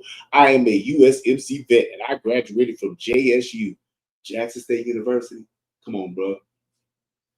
All you got to do is show up there and they're going to give you a fucking a degree. So, yeah, there you go. Congratulations. And you're sounding this fucking stupid and you're a college graduate and a USMC vet. I guarantee you this motherfucker did not excel in the service. I guarantee it. Guarantee, as the Cajun chef would say. But it just bolsters my point about the idiots that we are dealing with and the fact that you should not even waste your time. How can I have a conversation with a person like that? And this was my point as far as like when I was talking earlier about growing, I would have wanted to have a conversation with that person. I would have wanted to be like, come on up here and talk to me, man. Click the link. Let me know what you want to. Let's have a discussion about it. Let's be adults. Not anymore. Nope. Nope. If somebody like Dion Prime is asking for the link, I got you. And if somebody is willing to ask for the link to have a conversation, I got you. I'm not offering that shit to no low-level, low-thinking, illiterate, unable to communicate motherfuckers anymore. So I'm sorry. This space is no longer a space for low-thinking, low-level niggas that cannot speak. If you can't speak, I'm not here to give you a voice. And I'm not here to give you an opportunity to ruin my show because you can't articulate yourself. It's not my fault. Unfortunately, You don't deserve to have a platform or to be able to speak on a platform. You don't deserve it. So I won't give it. I'll no longer lend that or give that opportunity to those kinds of people ever again. I'm good. I'll literally just point out your flaws and why I'm not doing it. I'll spend more time doing that than I would trying to actually conversate and have an exchange with a person that cannot articulate themselves. And you can prove it right here in the chat. Did none of you do shit with your lives? Nigga, you watching me, pussy. How about that?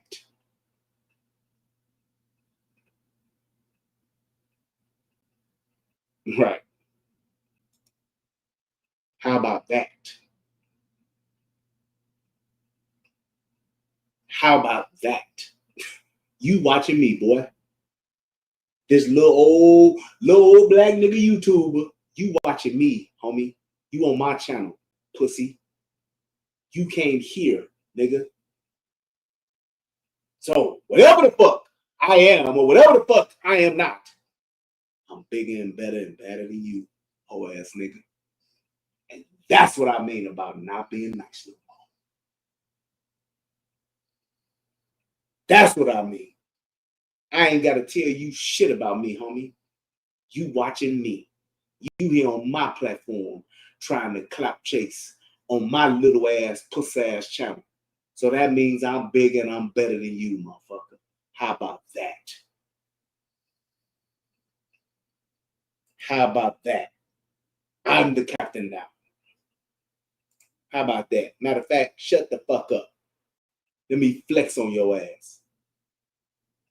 Flex your channel. Shut up, you damn hoe. That's what it is. I want to thank everybody for tuning into the show tonight. I'm about to hit right up on the 3 hours. I appreciate you all, man. Please click that like button.